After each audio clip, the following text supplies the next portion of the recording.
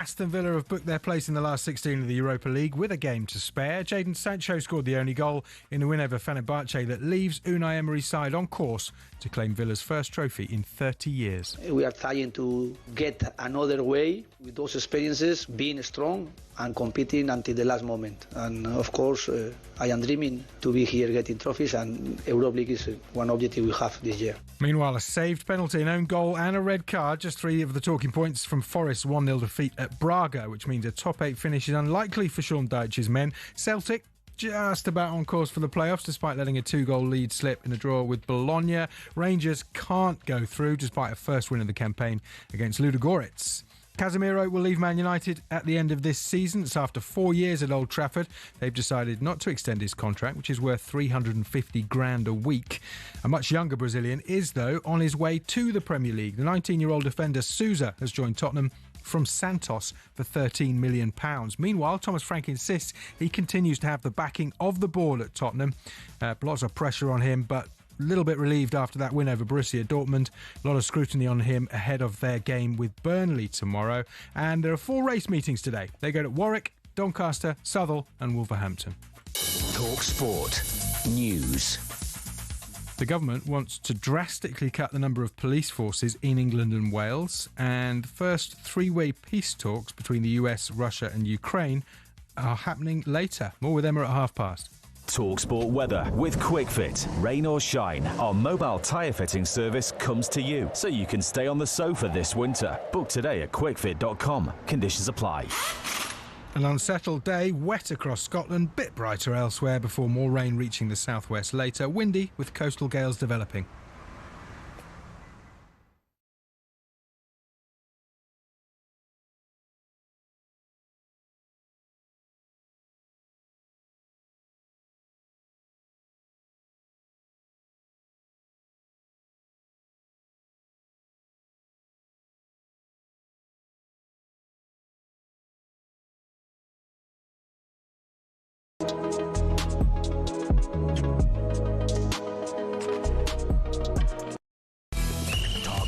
Superstar breakfast. Here we go. Head turning, ear splitting.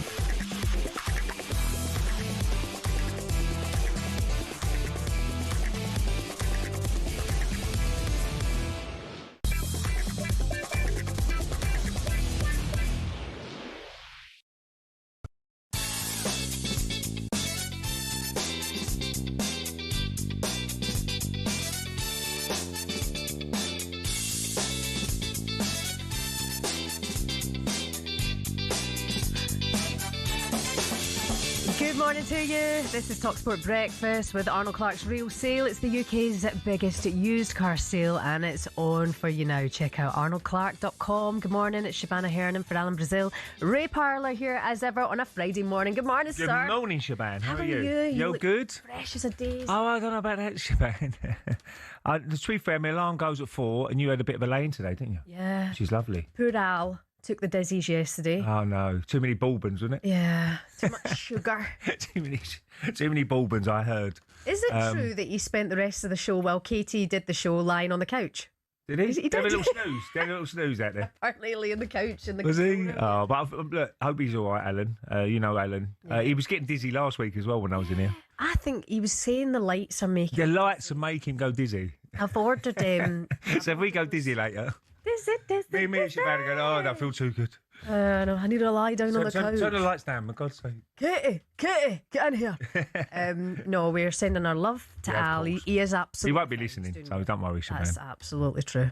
That is fair. How's your week been? It's been great. To be fair, I had to move house this week. No!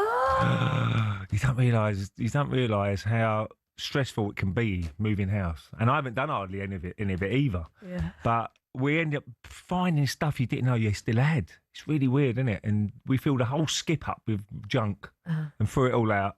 But that's the only good thing about moving. You end up finding a lot of stuff you never ever seen for a long, long time, and you ain't going to use either going forward. So you got rid of half of it. So no, it was all right though.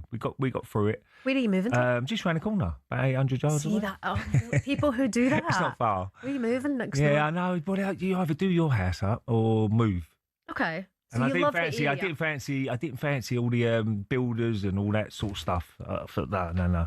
So all my kids are all growing up now as well. So it was a good time to go. Good. That's nice. Right. Fresh. So other than that, I've missed golf yesterday. All my mates went golf, so I'll be back on the old golf scene next week, I think. But it's a bit wet out there at the moment. Miserable. It's horrible. It has chucked it down all Absolutely. week. But I met them after, down the pub after instead. Turned And up for the first thing I say, who won? Who won the money? Who won the money? Get the drinks. What are you playing off now? I haven't played for about 7 weeks now, 8 weeks. So I'm going to be very rusty when I go back. I'll probably be a 10. Okay. 10 handicap. But I could be terrible or really good. Sometimes when you have a little break, you go back, you play really well. Yeah, because you're not thinking about it. You're not. And other times when you're playing on a regular basis, you seem to be getting worse. Yeah. That's what I don't understand, because usually when you practice more, you get better. Yeah. But sometimes you just, I don't know, maybe you overdo it and you overthink shots. Yeah. You might just go out there, you haven't played for a while, just get your head down, make sure you're looking at the ball, smack every shot. Yeah. And maybe I'll play better. Yeah. I remember going through a stage of like... I saw you in Dubai, a lovely swing. Oh, my swing's tragic at the moment. No, I thought it looks all right.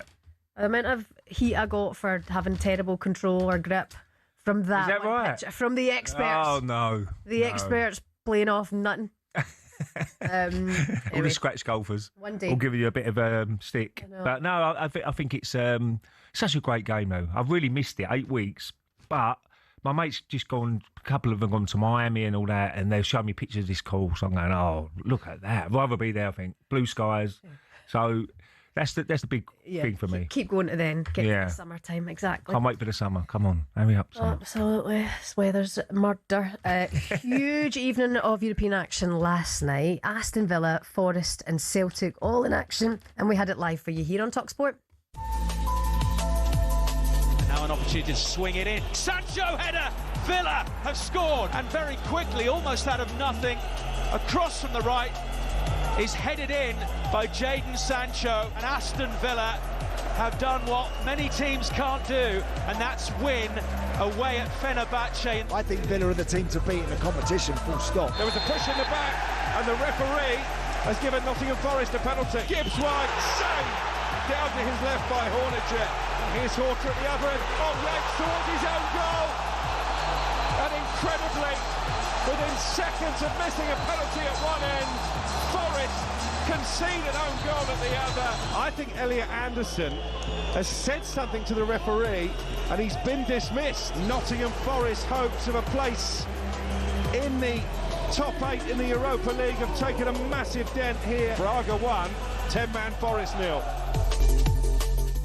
Live on talkSPORT last night, more misery for Sean Dyche and Forest as defeating Braga meant playoffs loom now for the club. Elsewhere, Celtic coughed up 2-goal advantage Bologna, leaving them needing a victory on the final match day to keep their playoff hopes alive. And Rangers won their 7th game in a row in all competitions with a 1-0 win over Ludogorets. But I think it's not enough. No, I think it's not going to happen, is it? Big story though came in Turkey. I don't know if you've seen this. Unai Emery's Villa produced a 1-0 win over Fenerbahce. Courtesy of Jadon Sancho. More importantly, got automatic qualification for the knockout phase of the Europa League. And speaking after the match, Unai Emery was very clear about his ambitions with Villa in this year's European campaign. We have a clear objective in this competition, is to be contender for a trophy, to be contender in case winning this trophy next year you are playing in Champions League, and through our league is very difficult because we have a lot of teams contender more than us to be there. And of course I am here with Aston Villa dreaming to get trophies, and through Europa League or Champions League or Conference League through Europe is one objective. I think we can feel here in this competition. We are trying to get another way with those experiences, being strong and competing until the last moment. And of course, I am dreaming to be here getting trophies, and Europa League is one objective we have this year. This is his trophy as well. Yeah, he loves it, doesn't he? Yeah, you have to prioritise this. Absolutely, yeah. You have a good good result. They're through, so that's the most important thing for Villa. They're having a fantastic season. They really are. I mean, everybody's playing for the manager, and the manager's done a great job, hasn't he? There's no doubt about that. Villa fans are very excited about the team at the moment. They had that setback last week in the league, which was a bit of a shock because I think everybody would have had them up as home bankers against Everton. But well done to Everton because the record at Aston Villa, the Villa Park, is amazing. And so no one really see Everton going there and winning, but got back to winning ways, and that's what you got to do. Your good teams always bounce back, and it's not an easy trip, Fenerbahce away. I mean, hostile place. I played in Turkey a lot, and it's not easy. So good result last night. They're through to. They can relax now. They can rest players for the league campaign, and there's no better way to get into that Champions League, whether it's right or wrong, than winning the trophy and qualifying for it. What Spurs did last year. So Villa will be hoping they can do that, but probably will be in the top 4 anyway. There's no doubt about that. They're still got a chance for the title, 7 points behind. But what a great season they're having. Speaking of hostile, being obviously in Turkey, being very emotional and heated place to go, but did you see when Unai Tielemans got subbed off? Have you seen this clip going around? I haven't seen that. Well, he had a little go at the manager. So as you can see, Tielemans comes off, he puts his hand out to kind of pat Unai Emery, and Unai Emery kind of pushes him and kind of screams at him. Your instant reaction, because that's what we saw on the telly. You could watch the clip again and again. What does that mean? He's not happy with his performance, maybe, but maybe he's gone a little bit over the top there. But the problem is with managers and players, you've got to. I'm sure they'll respect Emery, what he's achieved at Villa, and it'd be very easy. Heat of the moment. It's such a passionate game. And Emery's, you can sense on the line, he's kicking every ball, he's jumping up and down when they score, he's got the emotions as much as the players have. So maybe just overstep the mark. That won't be nothing of that. I mean, after the game, the manager say, sorry, I should have done that. He said he's my son after the game. Absolutely. He is my son. Yeah, exactly. Is it one of those things, I love you so much, you're doing my nutting? Well, sometimes, I want the best for you. I want the best for you as a player, so do what I tell you to do, sort of thing. And that's what you would do to your children. I can see that point of view, but I wouldn't take a lot out of that. People take... you go over the top with certain incidents, and that will be sorted out straight after the game. Tielemans will say, "No problem, boss, done." Well, Tielemans doesn't react; he leaves. Yeah, forget about it. I wouldn't go too much into that. Interesting, because it's going. But again, he doesn't look great. It doesn't look great, but I don't think there's nothing in that. Fair enough. On to Nottingham Forest, who have just one win in their last 8 games in all competitions. Last night was an absolute shocker. They're like the second team in Europe to have an own goal, have a red card, and miss a penalty. Amazing, yeah. Big favourites to win as well, weren't they, Forest away. A few supporters didn't really like their performance and booed them off at the end, but that relegation battle is going to be interesting. It really is. I mean, West Ham, they got a fantastic result last game out against Spurs, that last-minute goal. Now, it's all about West Ham being at home at Sunderland. Early kick-off, can they get the 3 points? Yeah. If they can, it really puts the pressure back onto the guys above them. I mean, Leeds, I think, will get enough points. I think Forest are the ones that West Ham will be looking at to try and overtake. And they go to Brentford this weekend, didn't they? Yeah. Away. One of their worst performances last night in a long time, in a good couple of seasons anyway. It just was not happening. But sometimes it just doesn't go for you, though. Yeah. Look, they got a good draw against Arsenal. There's no doubt. They would have definitely took a draw before the game. But teams around them, if West Ham can get 2 back-to-back wins, which they're capable of doing, especially being at London Stadium, I think the fans really will get behind them now because they saw that Tottenham performance, and that was a massive game for both sides. But it's going to be a really interesting running. It really is. And it looks like they're going to be in the playoffs now. So that's another couple of games, isn't it, for Forest, which is not ideal because you squad depth and all that sort of stuff. But let's see how they get on. But Sean Dyche, I still think he's the best manager for the job at the moment. Okay. Definitely. Forest fans, do you agree? I don't think they do. Yeah, well, you can let some of them don't anyway. 03717 223344. Forest fans, are you safe with Sean Dyche, or should you be aiming higher than just safety this season? 03717 223344. Give us a call this morning. Coming up, we turn our attention to the back pages and whether or not the FA Cup needs its own anthem.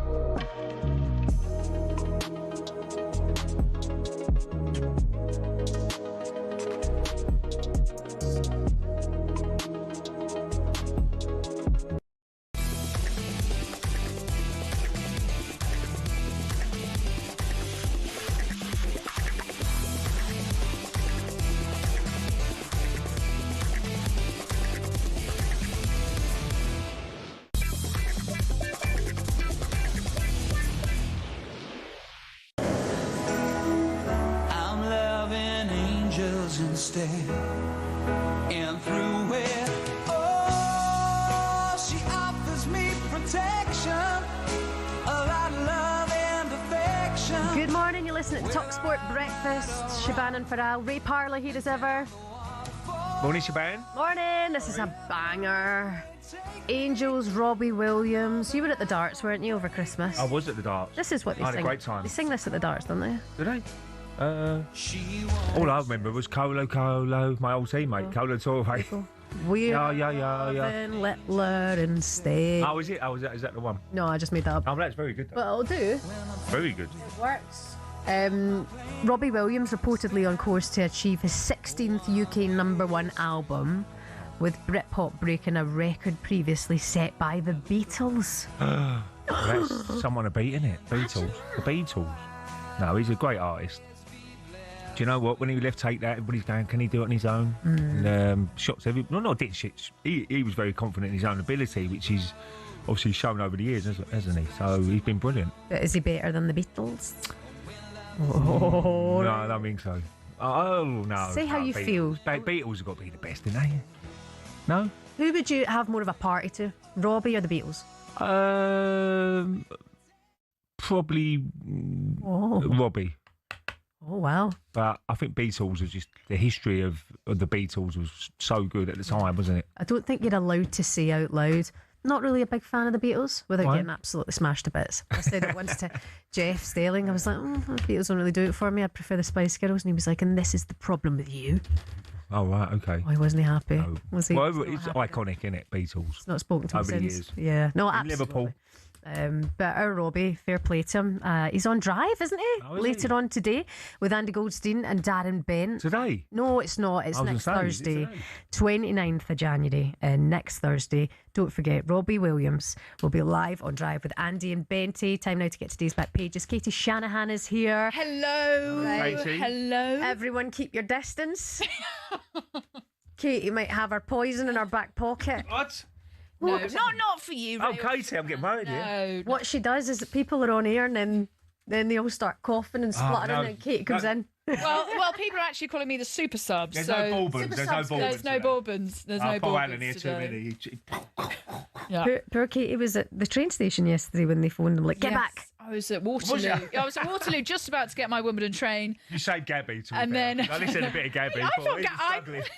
Gabby did. He didn't know where he's coming or going. Ed should have filled in there. Ed would have had a little go, Ed, wouldn't you? This could have been the start of your new career, Ed. Yeah, if I'd got onto that next train, we would have seen Ed come in. Oh, come on, Ed.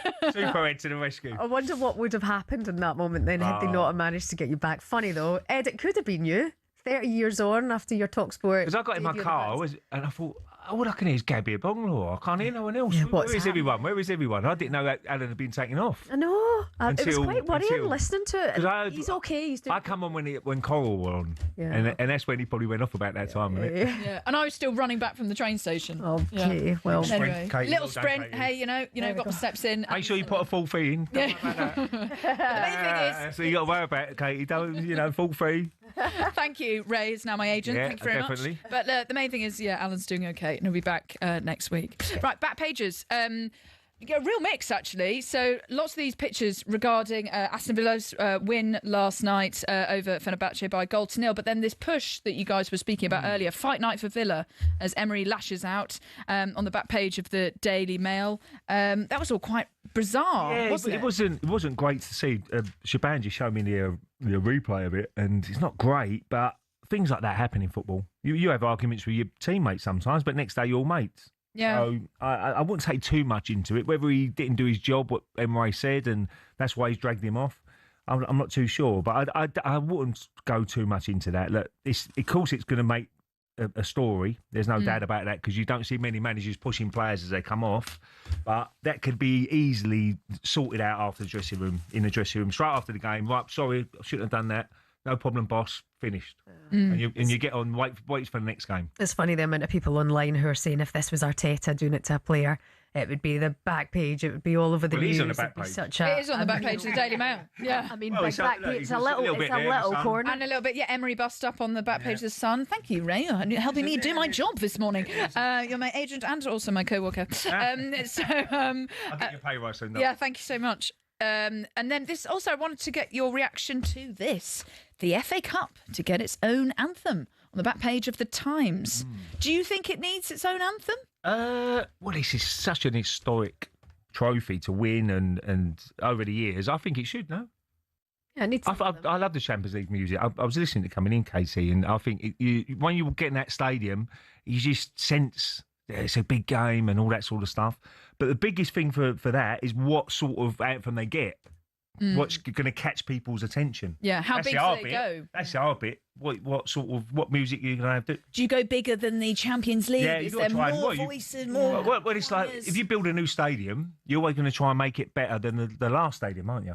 So really, if you get a new song, you're trying to make it a better song than that song. So the Europa got to step League up. Song isn't as good. Premier League song isn't as good as Champions League is the bar that they've got to kind of try that's the one you've got to go by. Yeah. So you. Yeah, I wouldn't put it past it. Yeah, something that really gets an earworm, like Match of the Day or Champions League. Hold on Match of the Day, everybody knew that theme, didn't they? Yeah, even like North London Forever. Yeah, for Arsenal, when that comes on, it feels like the crowd get up for it, and the players feel feeling as well. So I wouldn't put. I think that's a good idea. Yeah, but it's got to be the right music. Katie, that's your next task. What come up with the FA Cup anthem? If you could do that, that'd be great. What, by 6:45? 9 o'clock, please. That's a deadline. Yeah, exactly. And finally, this last story on the back page of The Sun. Don't take the mickey. Thomas Frank wards off moves for a £100 million rated star. So Thomas Frank has issued a hands-off warning over £100 million rated Mickey van der Ven and declared he is Tottenham's future. So this is Liverpool are among clubs eyeing the player, while Real Madrid have also been linked with a move. Is he worth 100 million? I think, was Van Dijk worth 100 million?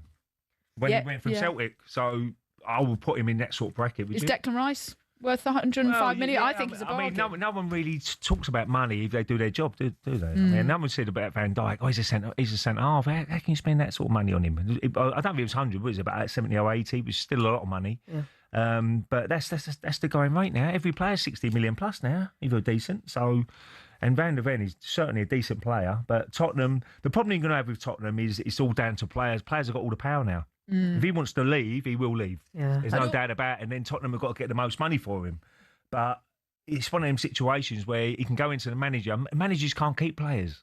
It's impossible now because it's too much money around and you got too much power as a player. And then Tottenham can't afford to. We got the right player in the dressing room if he wants to leave and all that sort of stuff. Will he upset other players? And that's the problem you have with players. And look, they sign contracts, but contracts don't mean nothing now. Yeah, and like you really say, it's hands off kind of thing. No one's. But you can see Liverpool straight away going, well, wait a minute, we do need a centre half. Desperate. Is he the one that they need? Obviously, they've missed out on Mark Gay, Mickey van der Ven. Yeah. Well, that was a bargain, really, wasn't it? Man City have got, but he'd give him massive wages. Yeah. Mark Gay would be on huge But Liverpool have already spent so much money in the summer. Yeah, but there'll be room to buy other players next summer. There's no doubt about that. Especially if there's also on the back page of the iPaper, Saudi moving for inevitable Salah U-turn. So if Salah were to go to Saudi in the summer, that would obviously spare up some space. Well, the wages is on, yeah. Interesting. More on this coming up a little bit later on, Katie. We need to break just now. Thank you very much. Coming up for you next, we're going to hear from Vinnie Jones, who was on talkSPORT Breakfast yesterday. He's not a fan of how soft football has become. Join the club. Don't miss it. We're doing it next. If a physio told me I had to go off, I would knock him stark out. I'm telling you that now.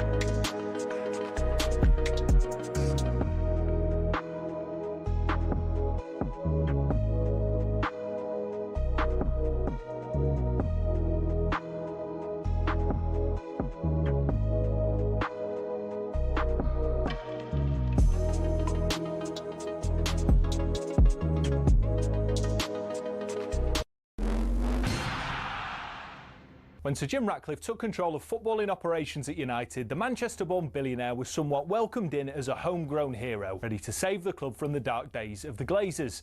But in just 12 months, he became a punchbag for many fans. So what happened? Well, let's take a look and you can decide for yourself. Over the last 3 years, the club lost 300 million quid, and Ratcliffe rightfully committed to sorting that. But what seemed to get fans' backs up is the way he went about it. For example, talkSPORT understands staff lunch options at the Carrington canteen have been reduced to just soup and sandwiches, which the higher-ups at the club say will save them 1 million quid a year. Now, that might make sense for many who don't get free meals at work themselves, but it does get a little bit more picky than that. It was reported that after staff brought some stationery, they were ordered to send sellotape back because it wasn't considered to be essential.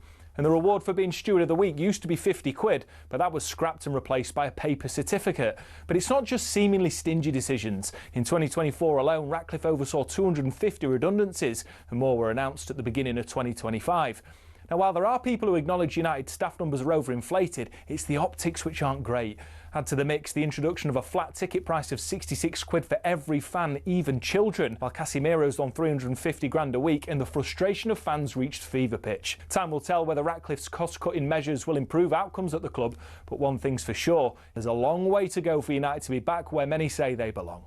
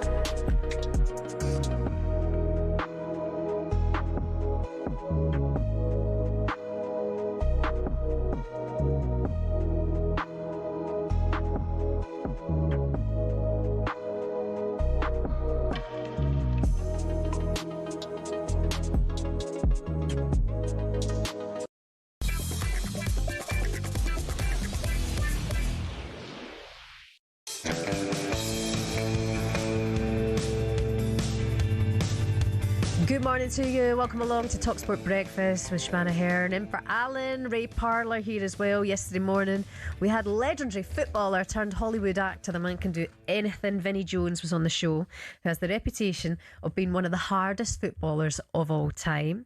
Ray, do you think so? He was tough, yeah. Yeah, Vinnie, I love Vinnie. Top man. Yeah. Really, really good guy. And then when you have these conversations... And do you know what? Wimbledon, they were always known as the crazy gang and all that, but there was a good side as well. Yeah. People underestimated what sort of players they had in their team. Very, very good. And that's what's funny, when you chat to players like Vinnie Jones, you just ask him, what do you make He now? scored a great volley at Highbury, Vinnie. Yeah. Outside the box, bang, right foot. Fantastic finish. Absolutely. So people always thought, is his kick hard? But he could play, Vinnie. Don't worry about that. All day long. We asked him what he makes of modern football now. I was like the sort of the last Mohican, if you like, came in off the back of that and put a few tackles about, and probably a bit more unruly of what we are now. But I think it was just going over the arc. You know what I mean? When I sort of finished, you know. But when you look at a reel from Eric, when that, you look at some of my reels, but look at Eric Cantona's reels, I mean, he was absolutely fantastic. I mean, that was entertainment. I'm not sure it's so much entertainment now. You know, if a physio told me I had to go off, I would knock him spark out. I'm telling you that now. No way a physio would tell me to get off. Yeah. It's one of those things that we're seeing more of, isn't it? Well, my pet hate would be when they get hit round the shoulder area and then he holds his face. Now they must know. Players must know that they've got slow motion. They can see where you've been hit. But why are you holding your face for? Trying to get people sent off or booked and all that sort of stuff. I'd go as far as saying, Ray, see if that were my partner doing that, I'd leave him. Proper gives me the act. Good idea. Yeah, definitely. You're an absolute. Well, not. Do you know what as well? It's just embarrassing. If you stay down, if I'm marking a central midfield player or wherever you're playing in the pitch, and you're always up against someone usually, and you tackle them or they tackle you, and you stay down or they stay down, but that's a sign of weakness for me. If you kick them and they stay down, if they stay down, you think, oh, he don't like that. I'm going to do it again in a minute. Exactly. But the problem is now you don't get away with it too often, do you? Because you've got VAR and years ago, you could have one free tackle, really. And if you could properly take someone out, and then you go to the ref, that's my first tackle, ref. Yeah. Okay, next one, you're in the book. So, but the guy's getting stretched off, probably. But that's only different now with fan bases. Like when it does happen, when like, a player is down, or they have been. I don't know that they have been maybe hurt ever so slightly, but they can crack on, get on with it. But they're feigning injury. It's those fan bases then, like who add into it, saying something should have happened there. But these are the fan bases saying it's all too soft. Yeah. So if you keep making such a meal out of such meaningless little things, it's easy to roll around and all that sort of stuff. But I, as I said before, I played some real hard characters when I played. Did you play against Vinnie? Yeah, loads of times. Vinnie's a great guy. He used to meet us at St Albans sometimes. He'd come out for us, have the old guitar going. It was always great fun. Dover Street Wine Bar was always in back in the day after games, and he was a great guy, Vinnie. But you had proper hard characters. Stuart Pearce. Well, Pearce. Pearce. He would take you out, but it'd be fair, if you know what I mean. But you know about it. But you take him out straight back up like, is that you got son? Yeah. But that's what you want. That's what I want to watch. Someone's really committed to a tackle, and the fans. Sometimes it's not always a goal that gets the fans going. Sometimes one tackle. Yeah. And even the players around you go, oh, that was a good tackle, and then we're on the front foot again. So tackling is so important in football, very, very important. But there is so much rolling around. Look, I totally understand now. We had some tough characters in our team. We played against loads of teams with tough characters in. Probably one of our ones was Dennis Bergkamp. He could look after himself, but he was very clever.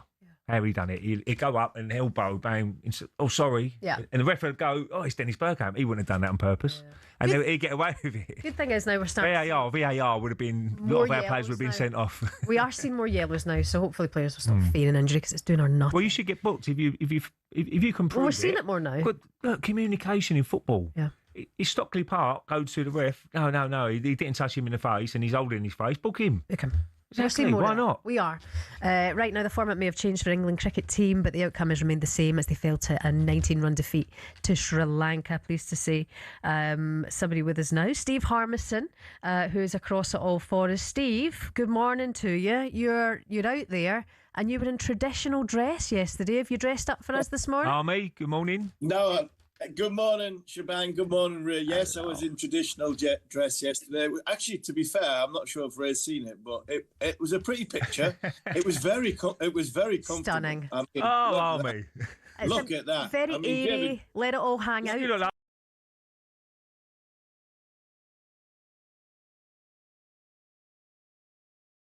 Easy for you to see. I've got a Cobra bomb, not a problem in that outfit. David Gower's got a beauty on there. It's an absolute. But it was. I tell you what, it was very, very comfy. And in the heat of Colombo, it was very. It had pockets of air where air could get in, which was very, very nice. But look, it was a good game yesterday. I really enjoyed the game. It was when you play in this part of the world, it's a different type of game of cricket when you play as opposed to playing in England. England, you play on a fast bouncy pitch or a bouncier pitch. You have shortish boundaries, very fast outfield, lots of boundaries, big hits. Where here, it's a little bit more traditional cricket. You have to work a hell of a lot harder for your runs. From a seam bowler's point of view, it's more difficult. And the spin bowlers are so much of a threat. And I thought England got close. I thought England were close to a decent game. But conceded a lot of runs off the last over. Got bogged down in the middle when they were batting. It's a difficult place to come and play, especially against a quality spin attack. And Sri Lanka definitely have that. Yeah, Harmy, who would open the batting today? It's a difficult one. I'm looking at it last night after the game on reflection. I'm looking at that side and going, Jamie Overton coming in at number 9. We've got 28 first-class hundreds at 10, 11. We are probably, I think we're one batter too many at the top. We're giving Zach Crawley a chance. So it's hard to say, right, after one game, Zach Crawley's got to come out with the team. But it's just so glaringly obvious that you sacrifice a new ball bowler to bowl the first couple of overs in the power play and the last couple of overs at the death, who does that naturally, like possibly a Luke Wood, for somebody like Jamie Overton to do it, who doesn't do it naturally. It's not his game, and he conceded 22 runs in the last over, and that's the difference between winning and losing the game. I felt sorry for Jamie yesterday because I thought he bowled really well up until that last over, but it's not his usual discipline. So I think from a batting point of view, I think we're one batter too many at the top, or we could reshuffle it where if Will Jacks is back fit, he could open the batting, which would then have a chance to get a frontline seam bowler who bowls in a power play, bowls at the death, and that would be Luke Wood coming in at the bottom of the order. So I think it just didn't look a balanced team all told. There had spin options, but I think nailing your skill with a seam, Sri Lanka did it, and unfortunately England didn't. Harmy, how do you put English cricket at the moment with everything's going on? Obviously the Ashes just gone by, and obviously today, yesterday. How do you sum England cricket up at the moment? It's noisy at the moment, Ray. It's very noisy, and it's got opinions from everywhere, whether it's a former player, a YouTuber, a journalist, and it's a lot of negative stuff. I think. Do you know what? We've got some talented players in this country. We really have. I think for the last 18 months, we possibly believed in our own hype and our own success off the back of a great start to Bazball. I don't think we should be throwing everything out. I think we should be utilising what we've got, as in what we had from 2 years ago, and thinking, right, how can we be smarter and get the best out of our units? Because at this minute in time, I think one's having an effect on the other, and I hope it doesn't have a knock-on effect to the T20 team, because the T20 team have been going really well, and they've got a World Cup on the horizon in 3 weeks' time. But at this minute in time, it's very noisy, it's very negative, and I think we need to try and get away from that. And that comes from performance. Yeah. England need to win some games, because when it all said and done, we have got some talented players.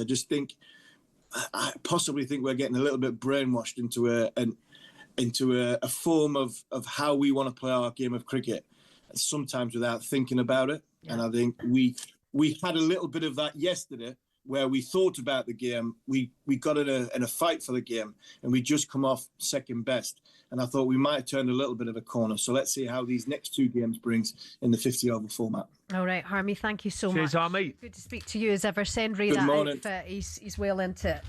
I bet you the food's nice out there. By the way, we're dressing up later. Oh? What's the local beer as well, I wonder? What, in Sri Lanka? Yeah. I don't know. I was going to ask Army that, but, never mind. Next time. I wonder what it is, though. I wouldn't have a clue. I hope you live, Ray. I hope you get through. Don't forget, every ODI and T20 from the Sri Lanka tour is live and exclusive over on talkSPORT 2. Download the app. You can swipe between the stations. And if you like your cricket, listen up. Our next competition has arrived here on talkSPORT. England returns to South Africa next winter. And as always, the Barmy Army out in full force. This time, you could be with them as well. We're giving you a week away for 2027 New Year's Test in Cape Town. This is magic every day of the match at one of the world's greatest cricket grounds, with flights, hotel and money in your pocket as well. What a magic prize that is for your chance to secure 2 top spots with the official Barmy Army. And make sure you're right in the mix with all the fans. Listen up and how you can enter this competition. Text WIN to 83338. That's WIN, W-I-N, to 83338. Texts are £2.50 plus your one standard network rate. Or you can call this number 0343 418 7260. I'll give you that again, 0343 418 7260. Your lines close on the 6th of February, 4 o'clock. When the phone rings that day, it might be us, so you have to answer it. Do not put us on silent. 18 plus, UK residents only. It's a network promotion. And as ever, all of the terms and conditions are on our website, talksport.com. For your chance to win, one more time, text WIN to 83338 or call 0343 418 7260. Still to come for you on talkSPORT Breakfast. Superstar Breakfast preview on talkSPORT with Travis Perkins. Download the new improved app to easily manage your accounts and quotes. 4:30 on Sunday. Get in my belly. Arsenal take on Manchester United. Yesterday, Gabby Agbonlahor said Arsenal can win the quad. We're going to put that to Ray Parlour a little bit later on this morning. We're also going to give you Arsenal fans the chance to ask the legend? Oh, that works. Legend Ray. Arsenal legend Ray Parlour. Any question you want, 03717 22 3344. You can send us a voice note or give us a call. That was the Breakfast Preview with Travis Perkins. Superstar Breakfast Preview on talkSPORT with Travis Perkins. Get free next day track delivery. Head to travisperkins.co.uk or download the app.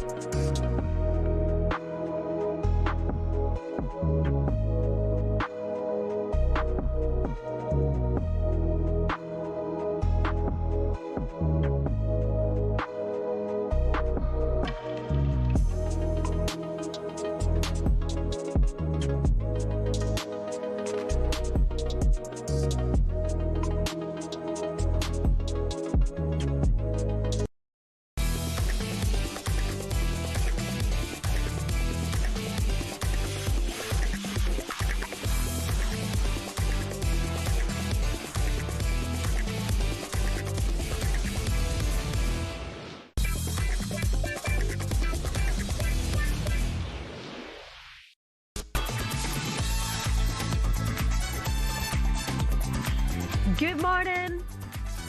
Welcome along to talkSPORT Breakfast. Shebahn Aherne in for Alan Brazil. I can only apologise. Hopefully he's back with you next week. He took a dizzy spell yesterday and he should be back with you then. Ray Parlour is here as ever. You're in safe hands. We won your headlines this Friday. Unai Emery and Aston Villa secured automatic qualification for the Europa League knockout phase, beating Fenerbahce by a goal to nil in Turkey. Big Martin O'Neill was delighted by the spirit and resilience his side showed in Bologna, but was left to rue what might have been after they gave up a 2-goal lead, to leave them in need of a win next week to keep their hopes alive for the playoff space. Everything crossed. Rio Tati scored and then he gets sent off. Absolute shocker from him.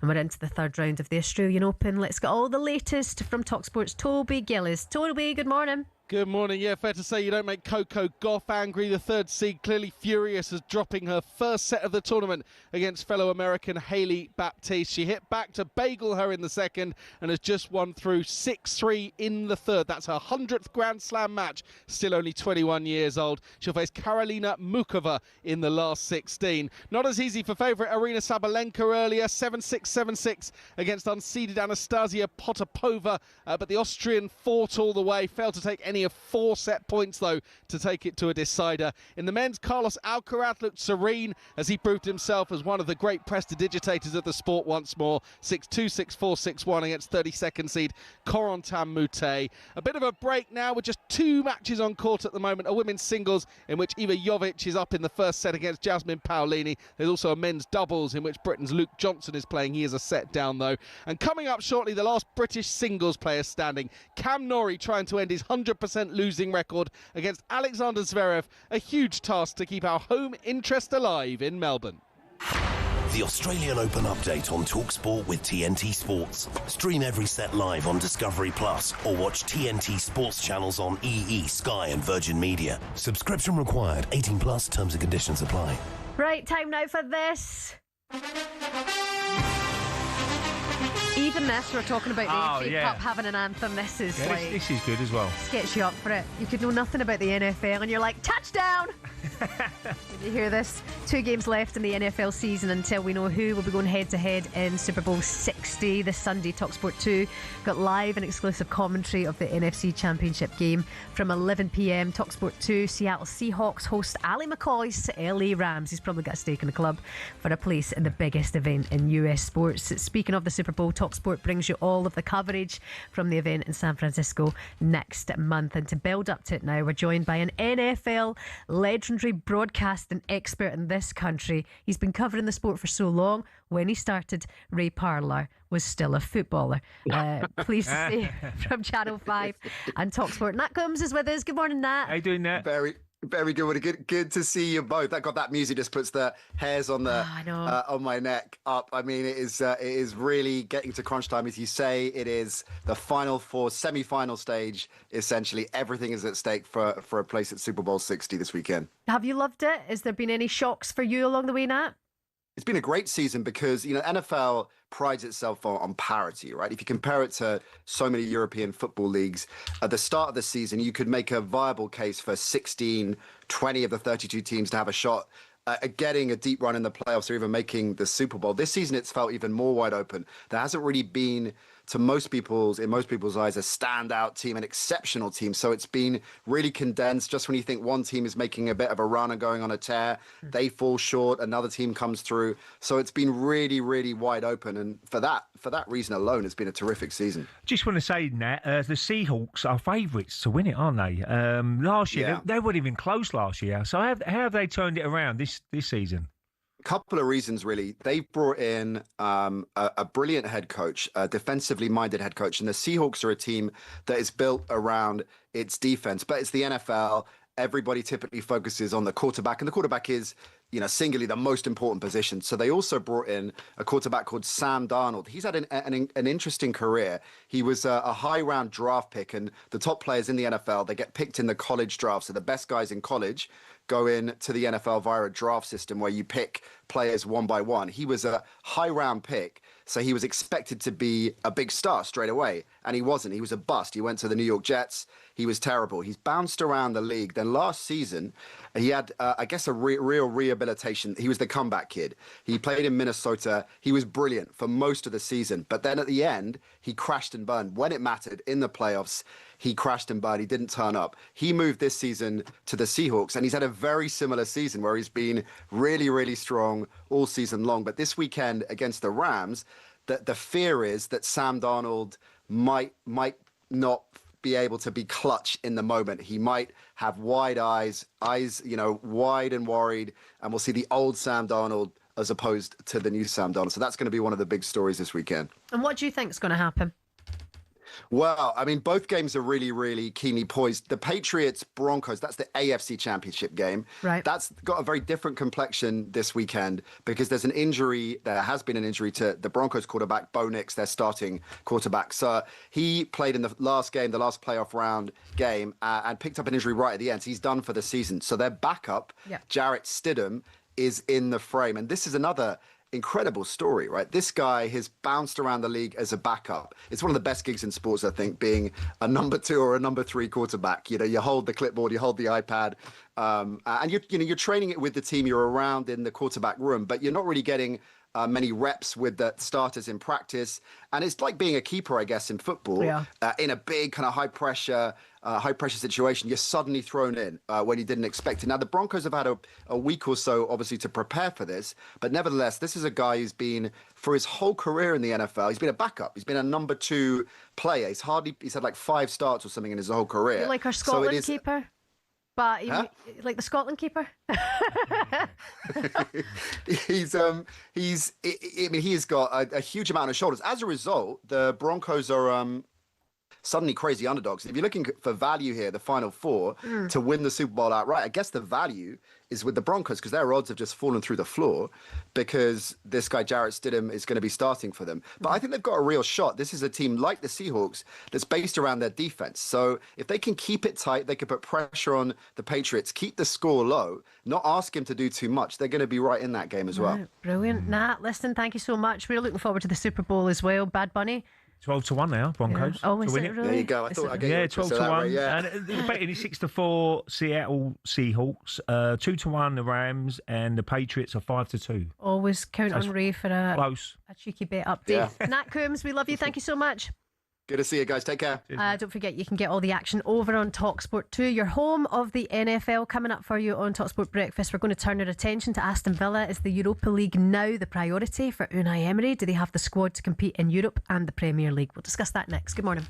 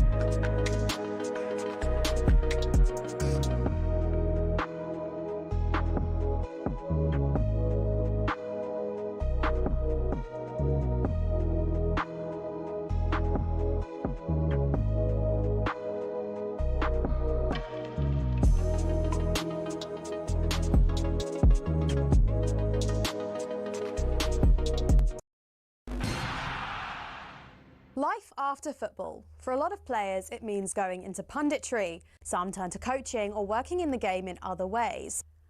But what about the rest? Some former footballers turn their sights away from the game, and there are a few big surprises. First up, from rainbow flicks to pancake flips. Ex-Chelsea and Southampton defender Ken Monku switched up his footballing career to buy a Dutch pancake house. He bought out the shop, which had been his favourite pancake spot as a child, and before long he was mixing the batter and getting behind the stove. Next, Everton legend Thomas Gravesen swapped out the high stakes of the Premier League for those of the poker room. He made over 150 appearances for the Toffees and won the Scottish Premier League with Celtic. Turned out the Danish international was pretty darn good at poker. He racked up a reported £100 million from his Las Vegas adventures. Remember former Chelsea goalkeeper Petr Cech? Turns out football nets weren't the only goals he was pretty handy in front of. After retirement, he became a goaltender in ice hockey. Same skills, very different surface. And he even won a Division 2 title with Guildford Phoenix. For ex-Liverpool centre-back Daniel Agger, it wasn't just fancy footwork that was in his blood. He was also pretty good with his hands. The Denmark international turned to tattoo artistry after he hung up his boots. He'd qualified as a skin artist while at Anfield, and he then became the co-owner of his own tattoo company as well. It's not all glamour for ex-pros, though. 1966 World Cup winner Ray Wilson set up a very different kind of business. He became an undertaker after he retired. Finally, not many people can say they've won both a World Cup and starred in an Oscar-winning film. In fact, there's only one person in the entire world who can say that. Frank Leboeuf, the former Chelsea defender, was part of the 1998 France squad who won the World Cup. He ended up marking Brazil's Ronaldo in the final and helped his side to a 3-0 win. But Leboeuf had already begun acting on the side while he was playing football, and his biggest role came some years after his retirement when he landed the part of a doctor in the Stephen Hawking biopic The Theory of Everything. I embrace the career of acting, so I want to learn more. So seeing lots of movies is a part of my job. To be honest, with all the dramatic diving in the game these days, there's probably tons of ex-pros who've got the acting skills to make it in Hollywood.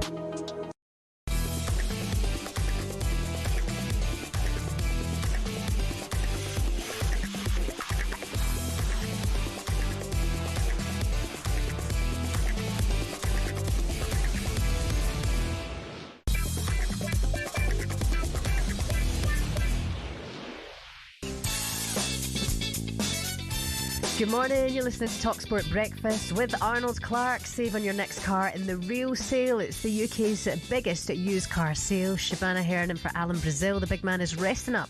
I'm back with you next week. Ray Parlour, his best friend, is here. I wonder if he'd be eating biscuits at home now. He's got to be. He usually does. No, Frosties, Jill. Between 6 and 7, he usually has half a packet. I think he's got a bell. Jill! Too much sugar. Ding, ding. Oh, definitely. She's definitely got a bell. She's got her nurse outfit on. Oh, Jill. Running around after him. Bless her heart. On the way for you this morning, Ray and I will be popping on our cloaks when we're joined by former traitor Wilfred Webster to find out who will be taking home the cash prize in the final tonight. Where's the cash prize? Is it big money? It is 100,000, close to 100,000, wow. Yeah. Oh, it's worth winning. Is Sue Ellen watching it? I've not really watched it. Is your wife watching it? I don't think so. Oh, okay. Oh, God. No. It's like ratings are massive. We'll find out if Wrexham are about to spend their way to the Premier League with their executive director, Humphrey Kerr. He's going to join us soon. Little Sam Matterface is here. Even I'm taller than him. He's had his Cocoa Pop in his high chair and is on his way. Make sure he's got his dummy. And clean nappies. He gets the a lot. He always find his toys out the pram, I'm telling you. I see him every Friday storm out after this item. Like, why do they make me out to be the smallest man ever? Before all of that, though, after Villa sealed their place in the Europa League knockouts last night, their former skipper Andy Townsend thinks a trophy could be coming their way. They're going to be in the top 8, aren't they? They've got a home game next week, I think, against Salzburg, which they will be very much expected to win anyway. I think Villa are the team to beat in the competition, full stop. I think when they're at their best, and if they can get some of those injured boys back and they're not as serious, perhaps, the likes of John McGinn. I know that Camara's going to be out long term, but if they can get those other guys back and get them back quickly, I think Villa have got plenty, and I think they can win this competition this year. Yeah, I mean, that's the chat this morning. Obviously, you'll have seen this on your timeline waking up, this kind of pushing from Unai Emery on Yuri Tielemans. But that aside, Ray doesn't think there's much in it at all. This is the competition he has to prioritise. This is his baby. Oh, this is brilliant. I mean, for Villa's fans' point of view as well, had some great trips around Europe. If you can get to that final, we'll know how special it is for fans to get to a European final. And the prize is massive, isn't it? You get a trophy, and then you're in the Champions League next year, which is a dream come true. Look, they're beating the Champions League anyway, I should imagine, with the position they're in the league. But to get a trophy as well. And when's the last trophy they won? Villa. 96, is it, Ollie? 96, I think, Villa's last trophy. Yeah, so it's a long time ago. So that'd be great for the fans base and everybody. And you know he wins trophies with teams with Villa in the title. Villarreal, Sevilla, Aston Villa. It could be. Well, there's something they can do it, because it'd be great for the Villa fans, and they deserve it because they've been superb this year. Yeah, I've got a Absolutely soft brilliant. spot for the Villa fan base. Yeah, actually, absolutely. Let's get more on this now with two-time League Cup winner with the Villa. Very good morning to Mark Bosnich. Mark, good to have you with us. How you doing, Mark? Good morning, Shebahn. Good morning, Razor. How you doing, mate? All good. How is the weather in lovely Australia at the moment? Oh, I bet it's gorgeous. Well, it is. I thought you were going to ask that because I just come across the Harbour Bridge. Oh. It is the summer, but today's. I don't want to sound funny here, right? But today is actually a little bit colder. It's about 23, 24 degrees. Oh, God Celsius. love you. I'm not sure what that is. You're going to be all right. I'm not sure what that is in. It is. It's okay. Everyone's got a jacket on, but we've still got the shorts on. But listen, why I'm saying, I knew you were going to be laughing, Razor. Why I'm saying is that for late January, this is like unseasonably a little bit colder than it normally is. Oh, wow. All right. Well, Still sounds nice to me. Yeah, I know, it sounds gorgeous. Mark, It is. It's lovely. It's lovely. what did you make of this pushing from Unai Emery on Yuri Tielemans? Have you make anything of that? No, not really. Listen, and I said this to somebody today. I just finished radio here in Australia. I was asked about it all the time. There's an old saying, actually, I think it's an old Croatian saying, that's where my father's from, that the closer the blood, the bloodier the situation. Sometimes when you're close to people, you tend to let your emotions go a little bit further than you normally would because you know them so well. But long term, the time you got to worry as a player, and Razor will tell you, is when the manager ignores you completely. You can tell how much he cared about the player. Look, it was just a little bit off in terms of the fact that we've never seen anything quite resemble that from Unai Emery since his time at Aston Villa, and it has gone so well. But ultimately, absolutely nothing. Look, if he gets left out of the next 3 games, which I don't think will happen, maybe we're wrong, but I really don't think there's anything. Yeah, Bozzy, I mean, after the game, they would have said, look, I'm heat of the moment, passionate game. We all know that. You can have arguments with your teammates, don't you, in training. Next day, it's no problem. Of course you can. So I don't think... 100%. Now, yeah, as I said, I don't think there's nothing in that. I don't think there's nothing in that. And people are always going to put it on the back page. Absolutely. You know, it's big story, this story. You know, we should be saying, look, another great result for Villa. You shouldn't be saying about Emery pushing Tielemans. It's another result, and they're qualified for the last 16 or whatever it is. And then they can go on and push and win that trophy. And no one will remember that at the end of the season if they would pick up the trophy. No, 100%. Look, we know that football has changed in terms of what goes on in the dressing room and how people are treated and so forth. We understand that. But there's nothing, and I think a lot of people have got to understand this, especially the younger generation. When you see people caring so much like that, as long as they handle it right in terms of afterwards and there's no hard feelings, there's nothing wrong with people caring so much that they get to that point. And look, the boss is the boss at the end of the day. And like I said, we'll see. I doubt very much this has happened, but you can never rule it out. If he leaves him out in the next 3 or 4 games, then obviously there is. Might be a problem. But I doubt that completely. Yeah, I doubt that completely. And look, it's been 30 years. I heard what you said before. You're exactly right. 30 years since Aston Villa won their last trophy.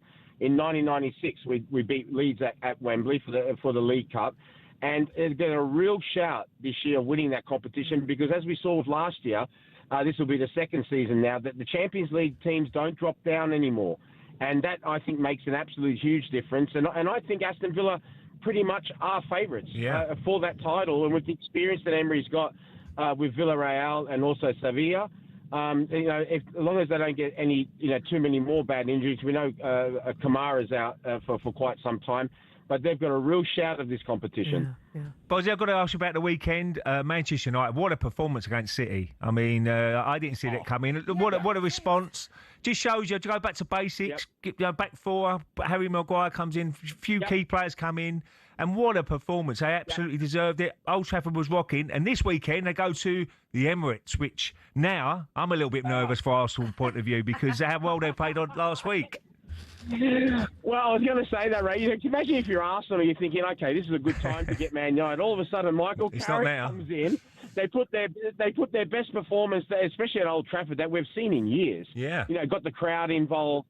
Players looked as though that they were totally comfortable in what they were doing. And everyone was flying in. And they've had the week break as well. But look, Arsenal have been fantastic as well, you have to say. I mean, he changed a lot of players against Inter Milan. Great win away from home, showing their strength in that competition. They've come out of the Christmas festive period 7 points clear now, whereas when they went into it, they were 3 points clear. And playing Arsenal is a different story. It was like playing them back in your heyday, Ray. And teams know that, and they've got so many ways that they can hurt you. The interesting thing is going to be to see how Man United approaches this game. We know against Manchester City, they only had, I think it was 32% possession of the ball, but Manchester City only had one shot on target. But he actually, had his game plan worked very, very well. I just think it's a little bit more dangerous to do that for a longer period against this present Arsenal side because Arsenal are a team that can hurt you in so many different ways. And what's going to be very interesting is they did get that first goal. We know how important that is. If Arsenal happens to score first, what are they going to do then? Because I'm, over the moon of what I saw at Old Trafford. I'm very happy that Michael Carrick's in charge for this time being. But it must be said, this video has been seen before, right? We've seen Ole Gunnar Solskjaer come in, have that wonderful result against Paris, then get the permanent job and it didn't quite work out. The big question is for Manchester United is who are they going to appoint full-time? That is really the ultimate question. Sounding more like Tuchel the more time goes on. Listen, can we ask you about Casemiro leaving and then this reported situation of Kobbie Mainoo now looking like there's going to be a contract chat there, which is brilliant. I mean, it just shows you Ruben was not having him, was he? Well, that can sometimes, unfortunately, happen, Shebahn, with managers and players. There's personality clashes, and unfortunately, it can go one way or the other. Me personally, from my experience in the game, regardless of what the manager thinks of you or you think of the manager, if they're playing a good job for you, you shouldn't cut your nose to spite your face. So, Casemiro, look, he came in his later years. Arguably not his greatest years in terms of a player after his wonderful success, but he'll still look back and say he won 2 trophies at Manchester United. But Real Madrid will, and their supporters will say we got the best out of him. But overall, regardless of what anyone says, like I said, he won 2 trophies during his time. In terms of Kobbie Mainoo, I think he's the type of player that you could pretty much, with his age and what he's done and what he can do, build a team around going forward. But again, a lot will depend on exactly the feelings of the player and who's going to be the permanent manager. Yeah. There's no use starting to sign players now that the next manager that is going to turn around and say, no, you know what, I don't want him. Then you have to change everything. This is why they should have a general idea of who's going to be the next manager and the way that they're going to go. Oh, right. Mark, good to have you this evening for you, Mark Bosnich. Cheers, Bozzy. Thanks, guys. Take care. Have a good one. This evening. We'll speak to you again very, very soon. Stick on your smart TV. Beautiful. If you have just woken up and tuned in this morning. Get on the smart TV. Get on the YouTube channel. Because next, Ray Parlour is going to do his best Claudia Winkleman impression. He doesn't know anything about it. Look at his face. He's like, am I? What? We're on Samsung, Apple, Fire TV and more. Join us now. We're going to talk the Traitors final next and whether Mickey van de Ven's future is on Merseyside.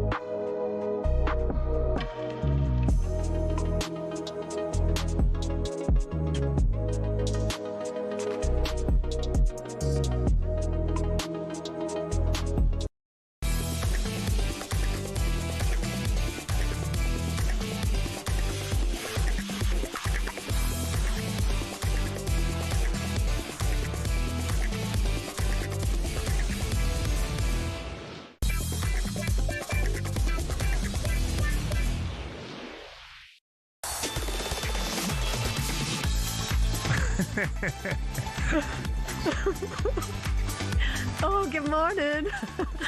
Welcome along to talkSPORT Breakfast. Shebahn Aherne for Alan Brazil. Don't worry, he's resting enough. He's back with you next week. And his best friend Ray Parlour, who loves a bit of dress up, is with us this morning. It's time now for a bit of this.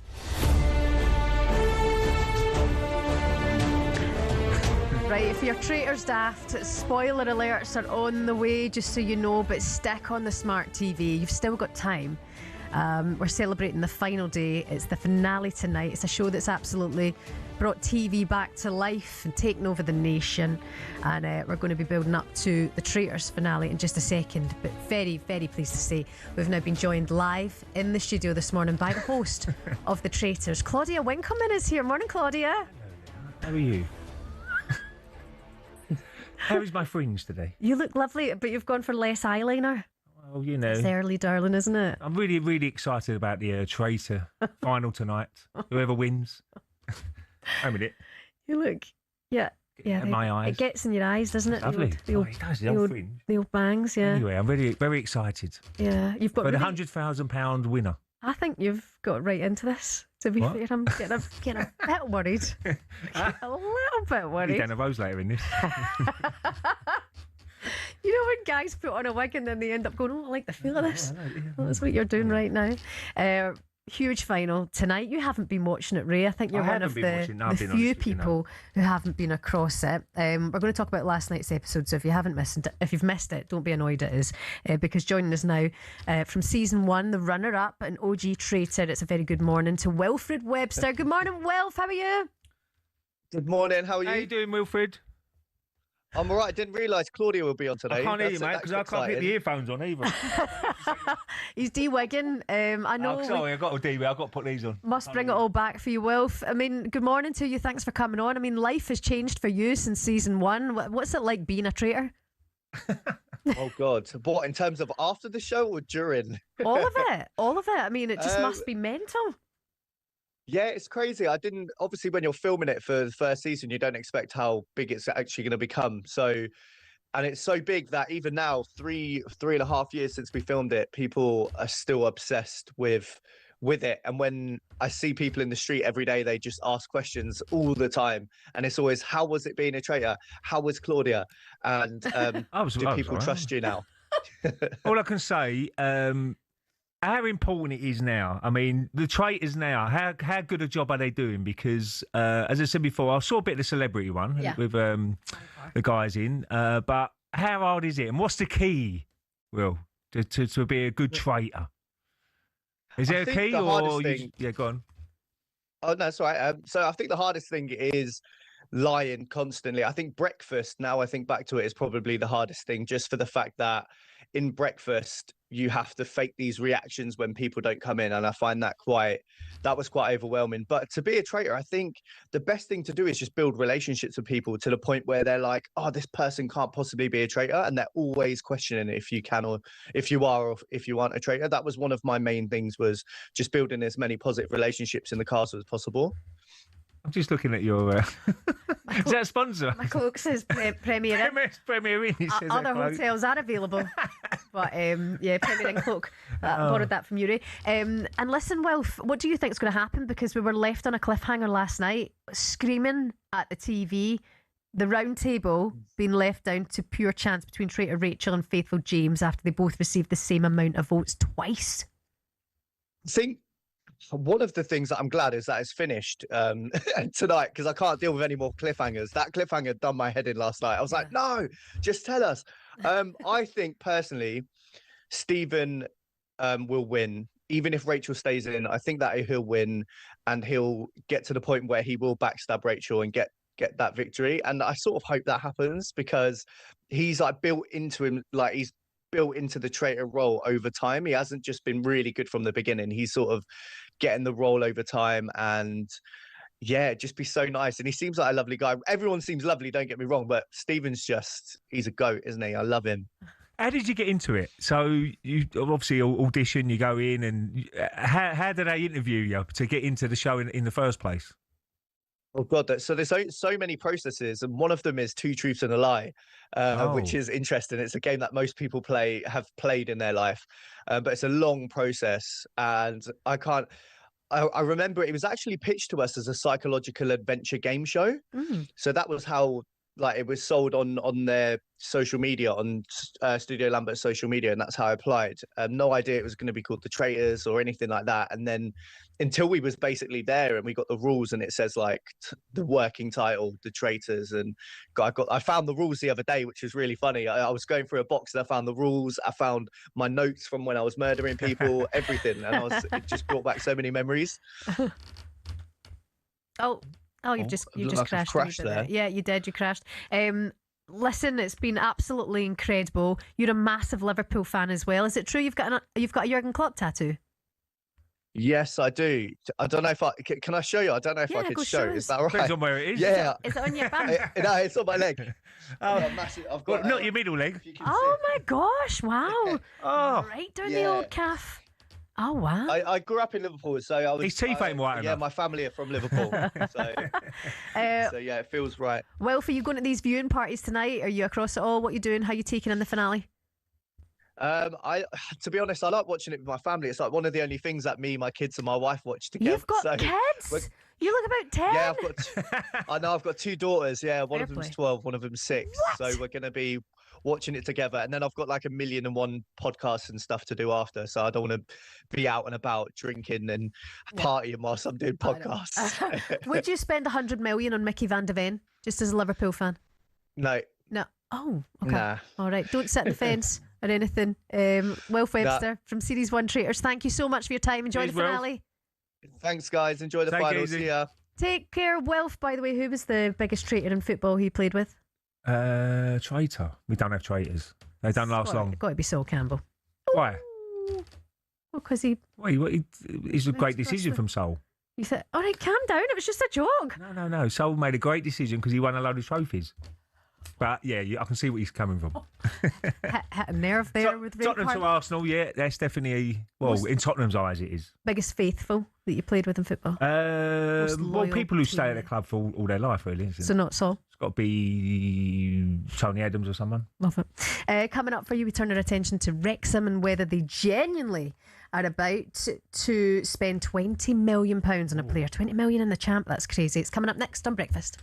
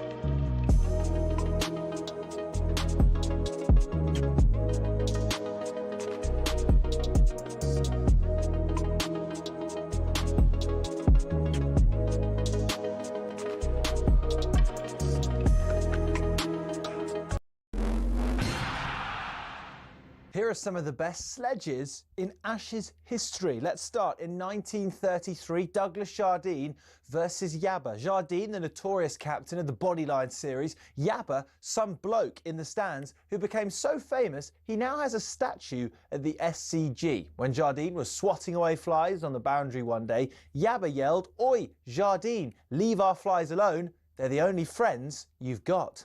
Next, Warne versus Strauss in the Edgbaston Cauldron 2005. Strauss shouted, "Come on boys, he's struggling here," when Warne misjudged the delivery by Ashley Giles. Warne then told Strauss, "Say one more thing to me and I'll hit the next ball for 6. Strauss obliged and Warne walloped an enormous 6 over square leg. Night-night, Straussy.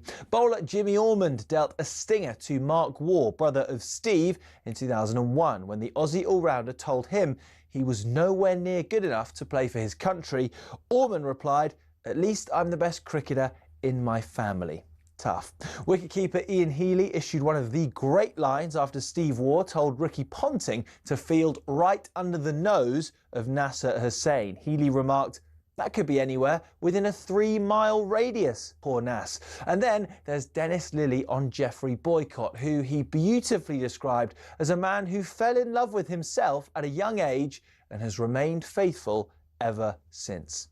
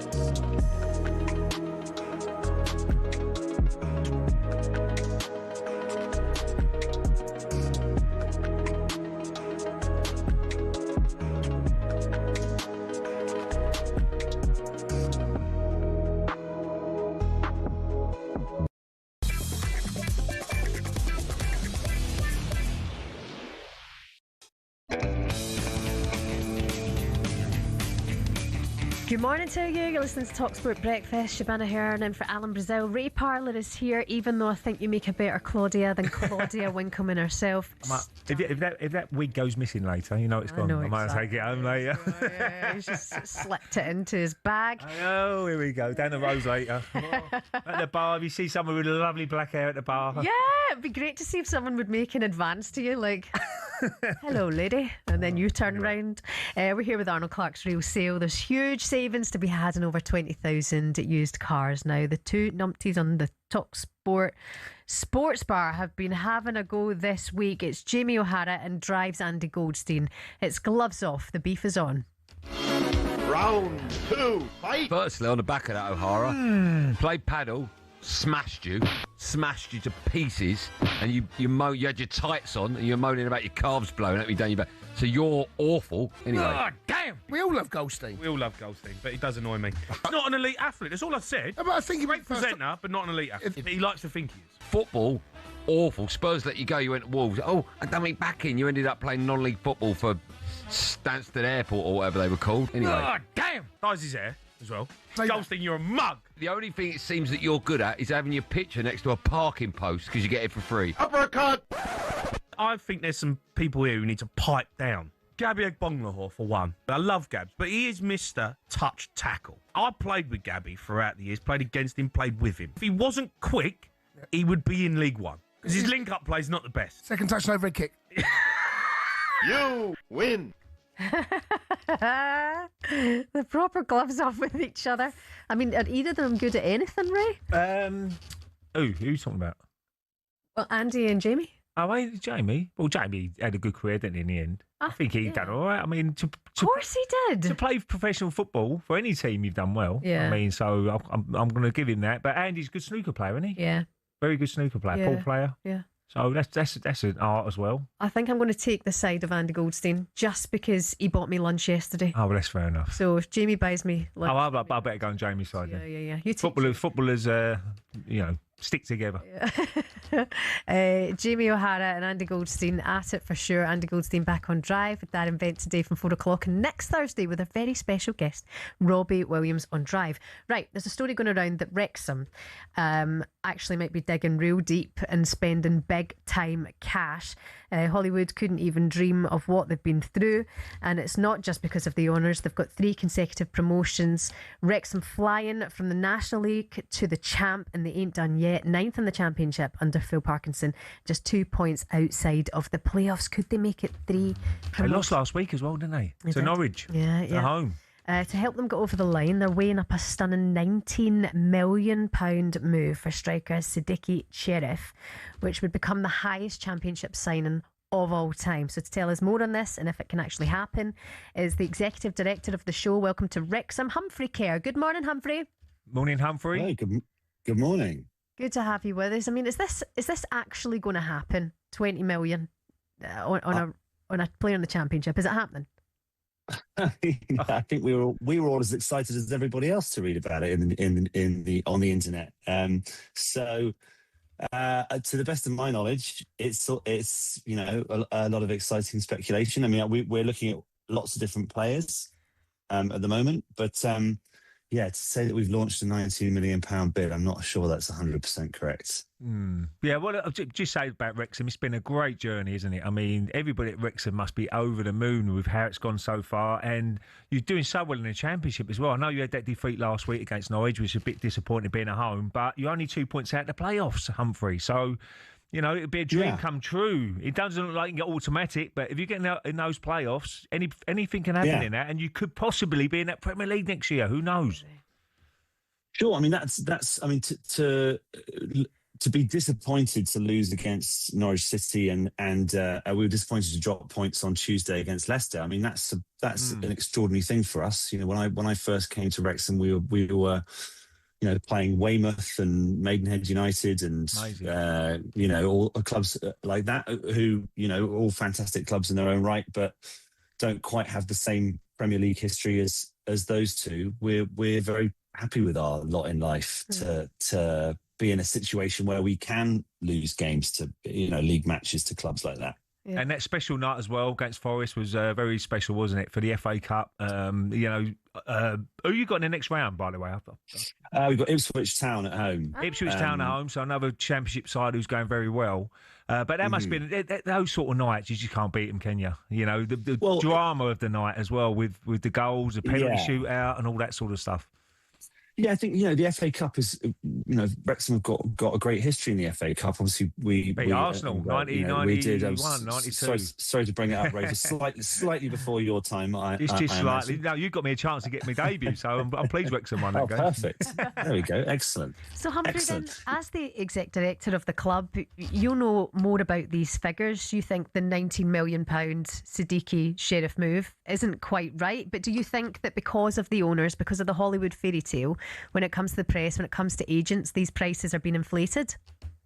Well, I think that one thing we've definitely noticed is that we get used at times as a as a sort of stalking horse for contract negotiations and for transfers and things like that. If you attach Wrexham's name to something that, I'm not saying that's what's happening in this situation, but it has happened in the past that, people looking to get a better deal for their player, they say Wrexham are in for him, they're going to pay silly money.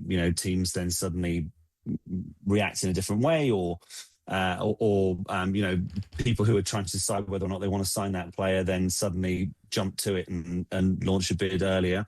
But it is true that I think as we came up from the National League and League Two and League One, that we would encounter a situation where we're often looking to sign players from higher divisions and bring them down to that level, and that often meant that you did have to pay a little bit of a premium, I think. But now we're in the Championship, we are finding ourselves, we're no longer like the big fish in a with all due respect, smaller pond. Yeah. You're in a division where you've got Premier League teams with parachute payments, things like that. If they want a player you want, they have every bit as much of a drawing power as you do. So it's been challenging in the past, but now I think we're getting into a situation where we are perhaps a little bit more on a par. It's fascinating, the story of Wrexham. It will never get old for us, that's for sure. Has Ryan Reynolds calmed down after that FA Cup game? He was losing his marbles with his mum in the stands, wasn't he? Yes, I mean, it's something that's been really nice to see over the 5 years we've done this. It'll be 5 years in about 2 weeks' time since we took over. And, you know, I think to start off with, his interest in the whole thing was much more about the kind of philanthropic side of it, what you could do for the community via boosting a football club. But he's properly fallen in love with it, which is nice to see. Yeah, because I watched the whole show. By the way, you were brilliant in it, but it was very much so pushed by Rob McElhenney kind of thing. He loves the system. He loves the idea of promotion and relegation. And Ryan obviously had big bucks behind him, and then he's now fallen in love with it as well. But the story is absolutely incredible. Listen, the documentary thing that won over our hearts. There's reports that there's going to be a Manchester United type documentary. Is that a good idea, or a club at that level? Would it not quite work the same?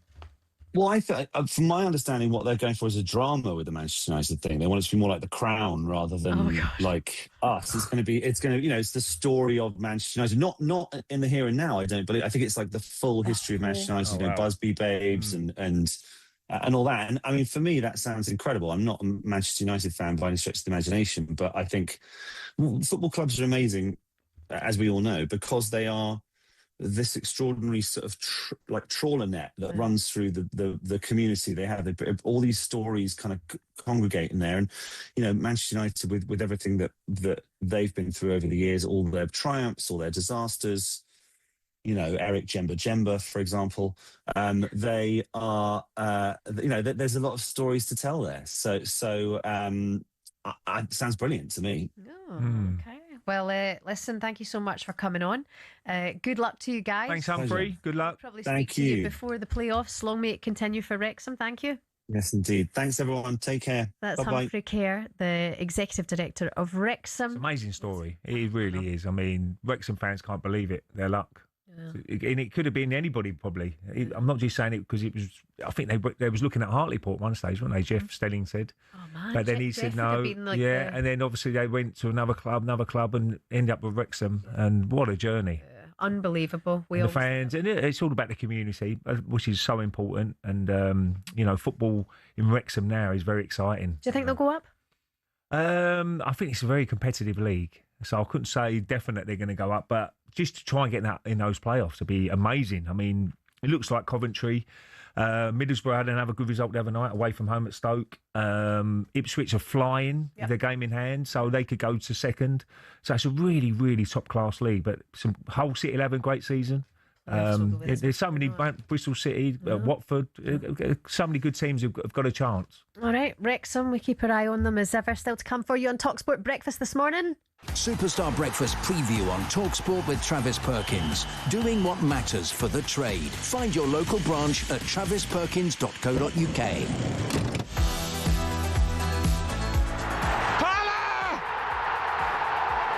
It's a vintage FA Cup goal for Arsenal. God, you're a legend. You'll go far in football. Or Claudia here in the studio. Arsenal fans, she is here to take your calls. 037. Only on the weekend. Claudia. You can call me Claudia on Saturday and Sunday. Oh, honestly, you've changed everything, the way that we look at you, Ray Parlour. Arsenal fans, 03717 223344 is the number to get in touch and ask the invincible Ray Parlour any question. Is the quadruple on? Does he think that's the case? You can find out a little bit later on. And former Crystal Palace and West Ham manager Alan Pardew is going to be here to explain what on earth is going on at Selhurst Park. Does he know? As well as previewing West Ham's huge game tomorrow against Sunderland. It's live and exclusive as ever for you here on talkSPORT. That was our look ahead. All thanks to the brilliant Travis Perkins. Morning. Superstar Breakfast preview on talkSPORT with Travis Perkins. Bricks on bricks on bricks. Over 40 million available to order with delivery to site. That's one less thing to worry about.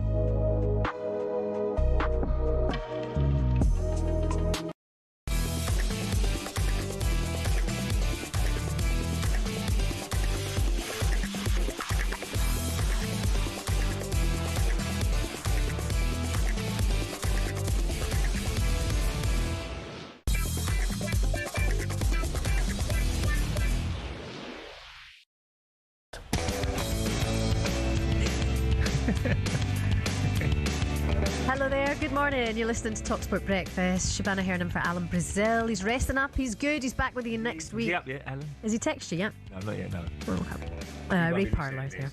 I know. He's so cute when he's not well. What, Alan? So cute and vulnerable. Oh, I can imagine him in the little green room, laying down yesterday. With a flannel.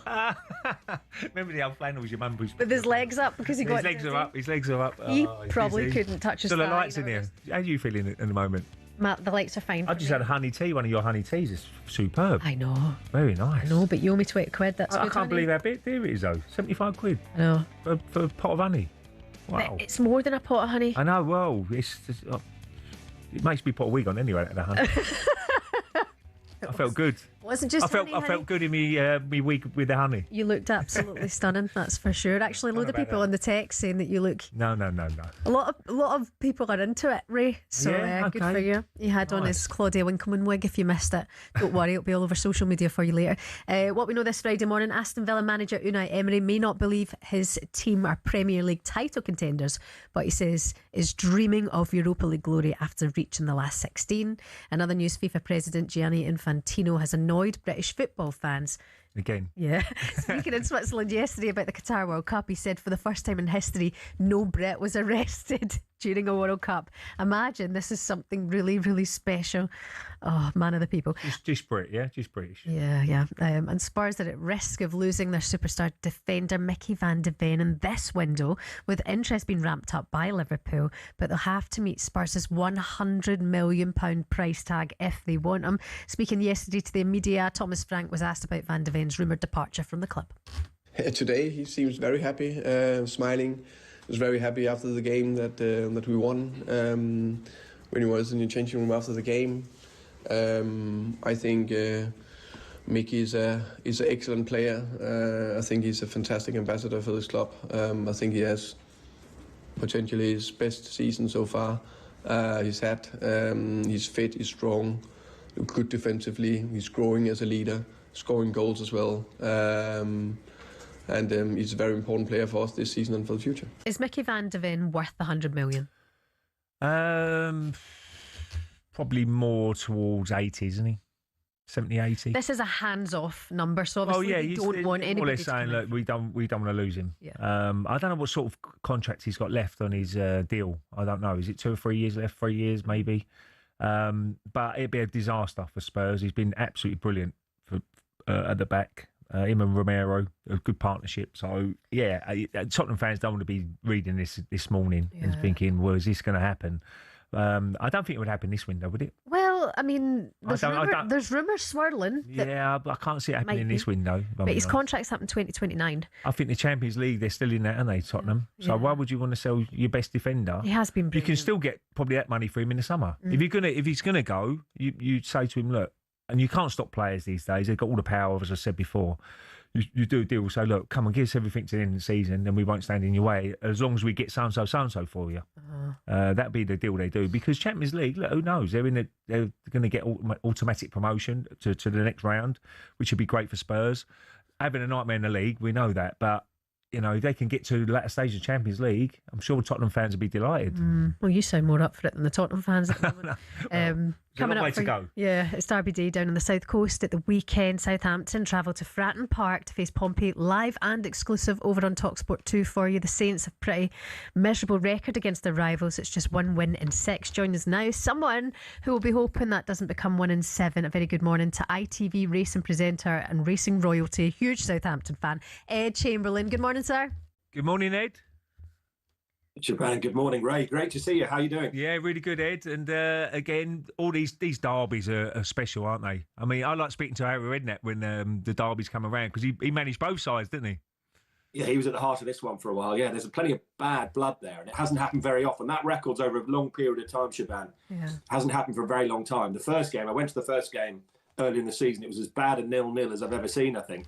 Both sides completely frozen by fear. So hopefully, for the talkSPORT 2 audience and on telly, it'll be a better game this time around. Yeah, I mean, why is that? Is it a thing for derbies that it's just not the same? But this one, we've seen some unbelievable moments. I mean, the police horse being punched was that derby as well. We've been talking about traitors this morning, Ed. Do you see Harry Redknapp as a traitor? Good question, Shebahn. What a great question. No, I see him more of a faithful these days, Shebahn, because he's a racehorse owner and a very good one. He won the King George at Kempton at Christmas, and his horse, the Jukebox Man, is third or fourth favourite to win a Gold Cup. So Harry Redknapp is very much back in my good books. By the way, I love him. I do love Harry Redknapp. He's great for our sport at the moment, Shebahn. Honestly, he's, when he won that race, it would be, in the back pages. He took horse racing to the front pages. He took us to the back pages, and not many people could do that. Ed, how do you see Southampton's season so far? A bit frustrating, but probably when you went down, you thought, they're going to be at least near the playoffs. But there's still time. There's still time to get a good run to go together. And we know the Championship's so competitive, don't we? And if you can win 3 or 4 in a row, you can shoot up quickly into those playoffs. So I've seen lots to play for still, for Southampton's point of view. Yeah, it's a mad league, Ray. Honestly, it is a mad league. Yeah, it's bonkers. What I love about it, so many games. No VAR makes it much more pleasurable to watch and be there, to be honest. Going into this season, listen, last season was such a nightmare. The confidence was absolutely on the floor. Will Smith had a real tough task on his hands. I feel for him a bit. And it's been up and down. We've had a big down. We've improved a little bit. I went on Wednesday night to the game against Sheffield United, and we were better. We were better, particularly first half. We've been playing 5 at the back round. We went to 4 at the back, and the fans were much more appreciative of that. And we were a bit more on the front foot. And Ross Stewart's very important for us. He's come back from injury. Need to treat him with kid gloves, really, with his injury record. But hopefully he'll lead the line on Sunday, and he can make a big difference. And this lad, Cienza, the Brazilian we've got, is fantastic. You can look forward to seeing him on Sunday. He's been a really good find. Okay. Talk to us about then Cheltenham Trials Day. We've wrapped Alan Brazil in cotton wool. He's absolutely fine, but we need him ready for his Christmas party at Cheltenham in March. Trials is tomorrow. 4 Grade 2s on the card. What race are you looking forward to? Well, I think he might have fallen off that sofa when he heard Ray was drinking honey tea or whatever. I just had a honey tea. This is what I get. I can change them all, Ed. No, exactly. I've never had honey tea in my life. And look, Shebahn's on the show. Usually it's a bourbon or something. Yeah, well, Alan he's has had his biscuits. wig on, he's had his honey. Oh, it's unbelievable morning I've had. Just asked me for my tin of Vaseline. I won't say what you said earlier. Yeah, knowing Brazil, I think he'll be, no offence to talkSPORT, but I imagine he's got 6.5 weeks' time.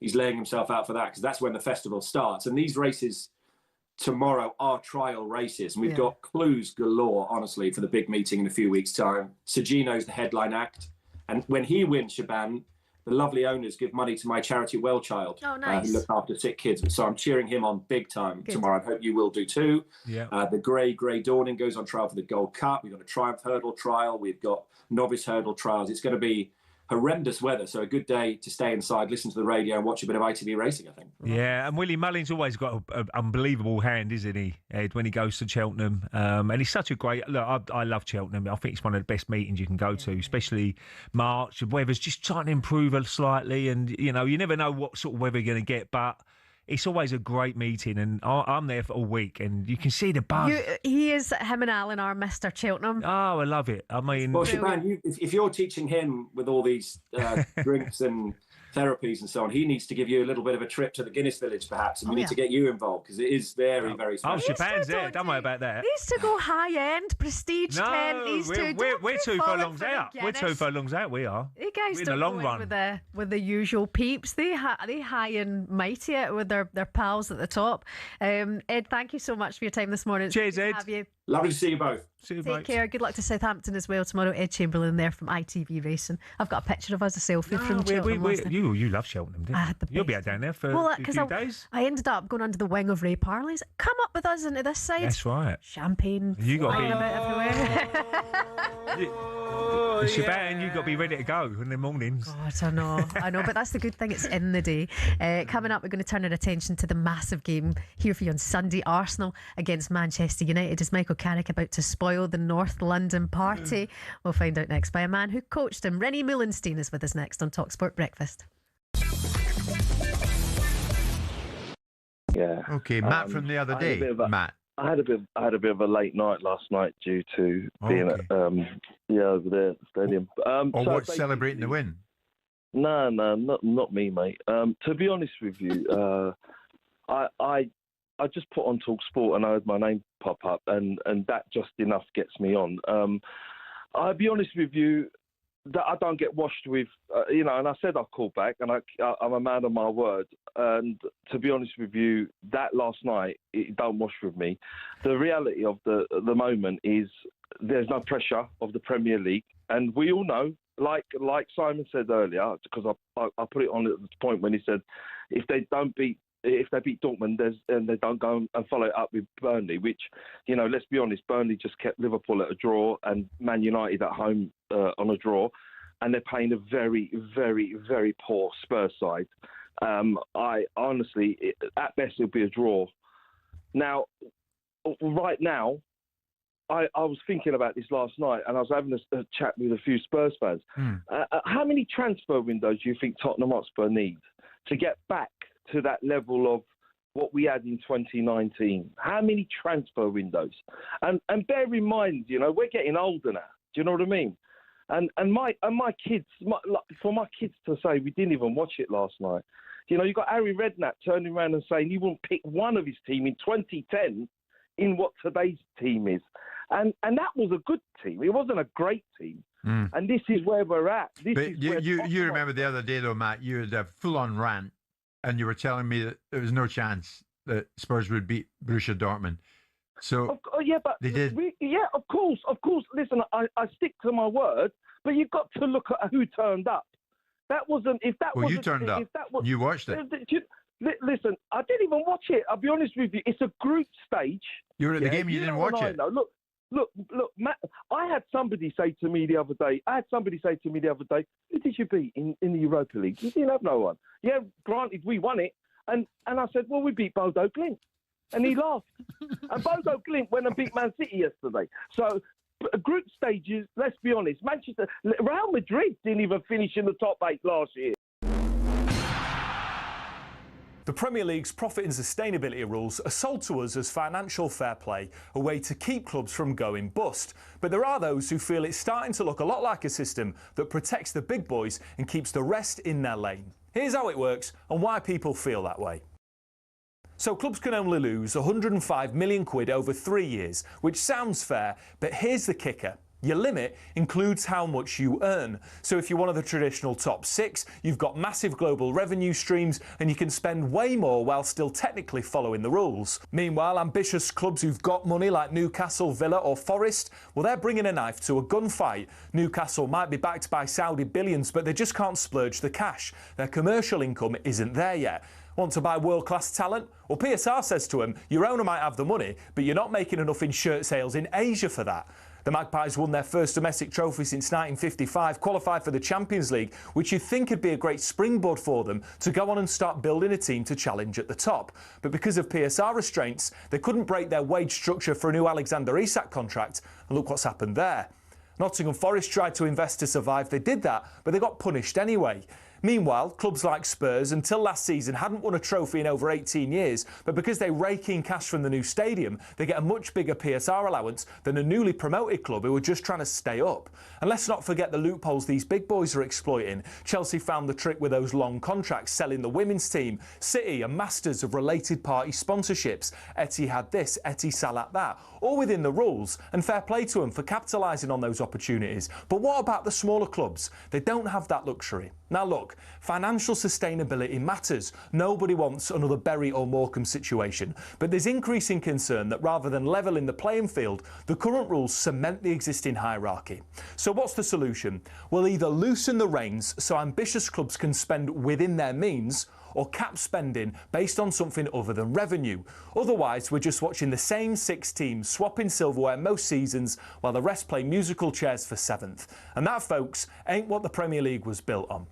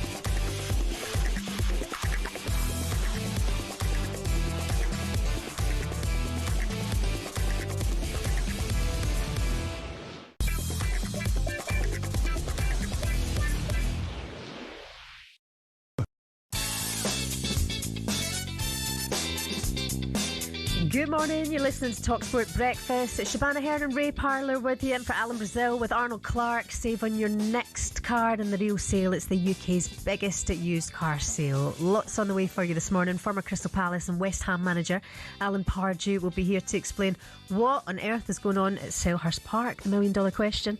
Captain Mark Guéhi left for City. Manager Oliver Glasner has declared he's leaving at the end of the season.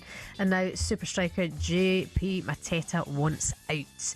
We'll ask if West Ham versus Sunderland tomorrow live on talkSPORT 2, what he thinks about that. We'll also be diving right into Arsenal versus Manchester United on Sunday. Arsenal Invincible Ray Parlour is here, so we'll ask him if the quad is actually realistic for the Arsenal. And your favourite part of a Friday morning, little cute eensy weensy Sam Matterface. But I might let him win this week. I feel sorry for him every week. He's just little. Got to be nice. He's been burped and fed. He's in his nappy, and he's going to be with us for Curse of the Commentator a little bit later on. It's out of order, but not really. Well, I think your little one's taller than him. And they are tiny. And I'm 6. All of that to come this Sunday. Arsenal Manchester United go head to head in the latest instalment of the classic rivalry. This for 3 points. This to beat fierce rivals Ruud van Nistelrooy. Oh, he's missed it! He has hit the bar! And Arsenal do get their draw, but it's not finished yet. They're all around Ruud van Nistelrooy. There's massive rivalry between these two football clubs, and it was a game within a game. Mine, he'd shaved his studs to sharpen them up for the game. He was desperate to get hold of Ruud. He's always feisty. They're the sort of games you want to play in, though. You know, it's really a tough game. Every game against Arsenal is always a big one. The rivalry then was immense because that was, out of all the teams I played against, apart from probably Juventus, that was the team you're thinking could get beat here because they were all like beasts. It's Freddie Youngberg again. Push out by Bartes. Wilson! Young, it's 8. I think it's one of the best in the Premier League. The history of this clash is huge. Arsenal and Manchester United, a classic footballing rivalry. They don't make him like them anymore. It's going to be absolutely incredible this Sunday. I mean, over the years, it's spikes in the tunnel, Ray. Mad challenges, missed penalties as well. Phone pizzas, all sorts, isn't it? Absolute carnage. And if it wasn't for what happened for Manchester United last Saturday, I think it would be ever so slightly like, okay. Yeah. I mean, it's always a big game, though.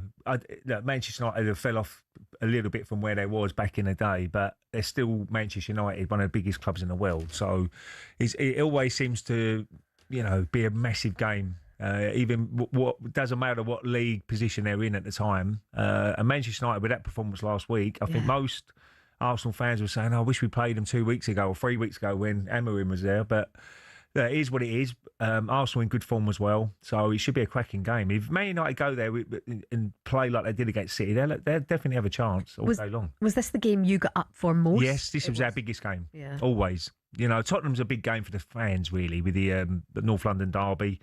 And as you said before, every game's big in the Premier League if you're going to win the league. But Manchester United were always our ones, saying, well, we had to topple Manchester United because they dominated most of the 90s, really, winning so many trophies. Yeah.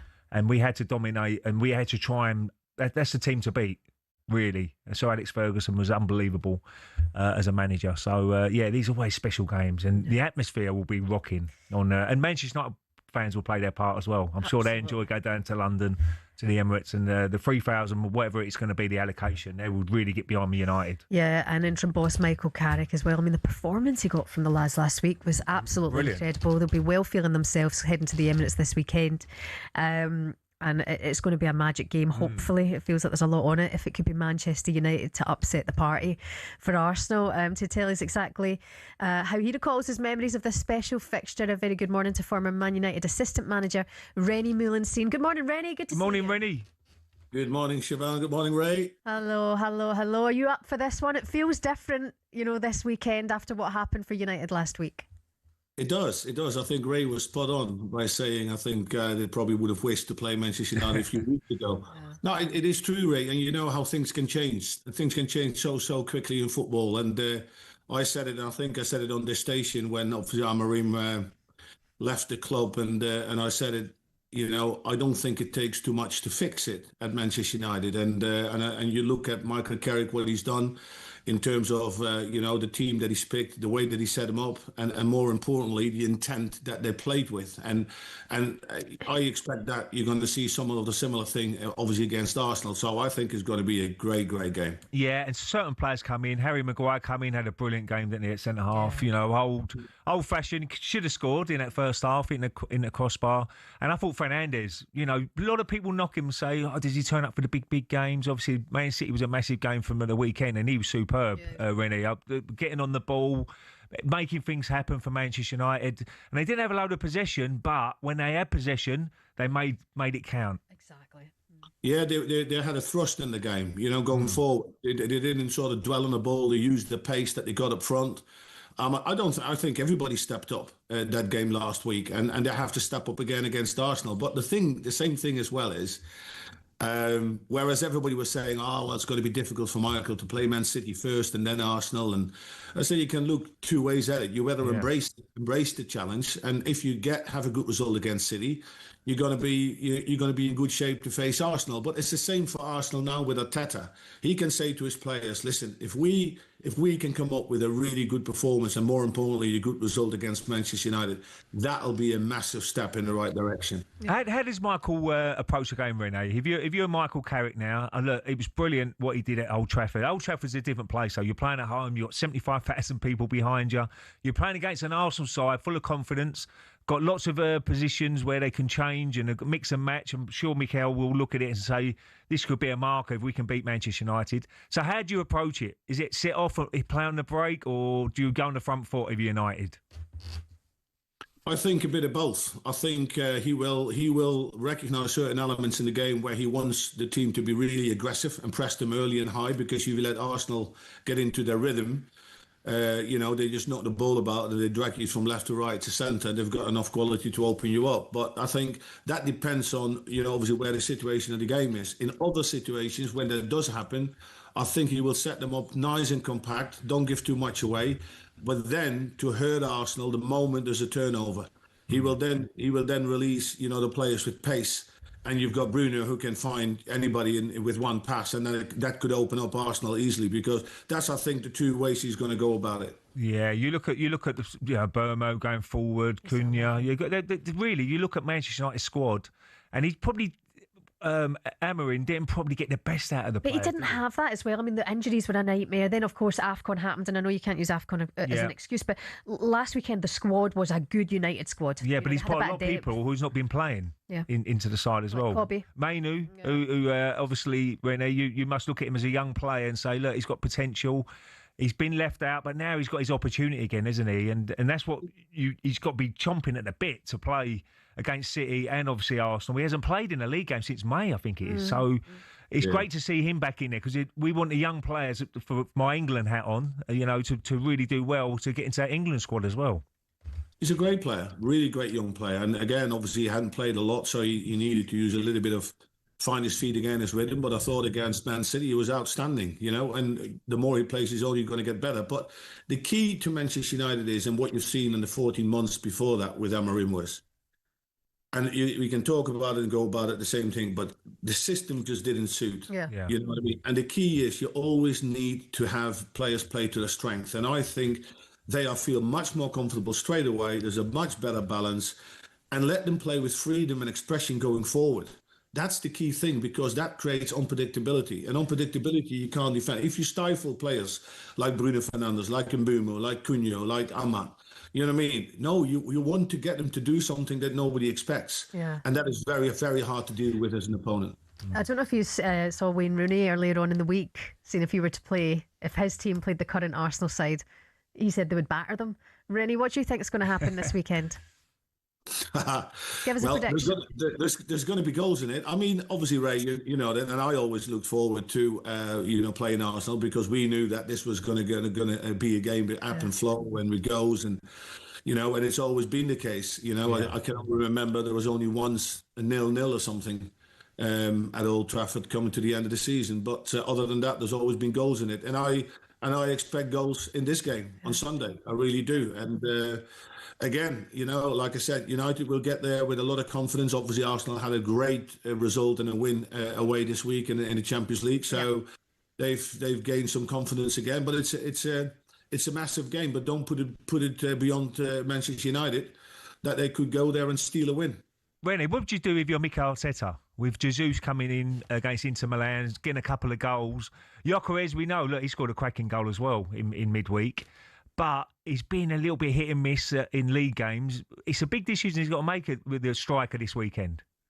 It is, yeah. You need to look at form, and the ones that, because these games, like, these big games, Arsenal against Manchester United, they're not for the faint-hearted. You need somebody that, has cojones, somebody that can, come on, listen, I love it. Come on, give me that game and go in there. And obviously for Gyökeres, it is obviously his first season, here in the Premier League. He hasn't played those games yet. And Jesus has. So I would look at the form, and Jesus is sharp. He's probably maybe a bit more difficult to deal with the centre-backs because of the makeup of a player that he is. Gyökeres is a little bit more physical and, probably somebody that Maguire would fancy. Rennie, as ever, thank you so much for your time. Thanks, Rennie. No problem. Former Man United coach Rennie Moulenstein joins us this morning. Big decision got to make. Yeah. Centre-forward situation. It'd be great. Gyökeres would be disappointed, obviously, if he does get missed out. But Jesus has been there, and he knows big games with obviously Man City over the years, winning titles and all that sort of stuff. Who would you go with? I'd be tempted to go with probably Jesus. Interesting. Because exactly what Rennie just said there. Gyökeres is a bit more... and I think he'll suit Harry Maguire to play against Gyökeres more than he would Jesus. Jesus would go into little areas where it'd be hard to pick up probably. We'll wait and see what happens. 4:30 Sunday. Looking forward to this. Arsenal take on Manchester United. Coming up, it's time for everyone's favourite Friday feature, Balamory. What do you need to know from the front pages? Ray Parlour will tell you next.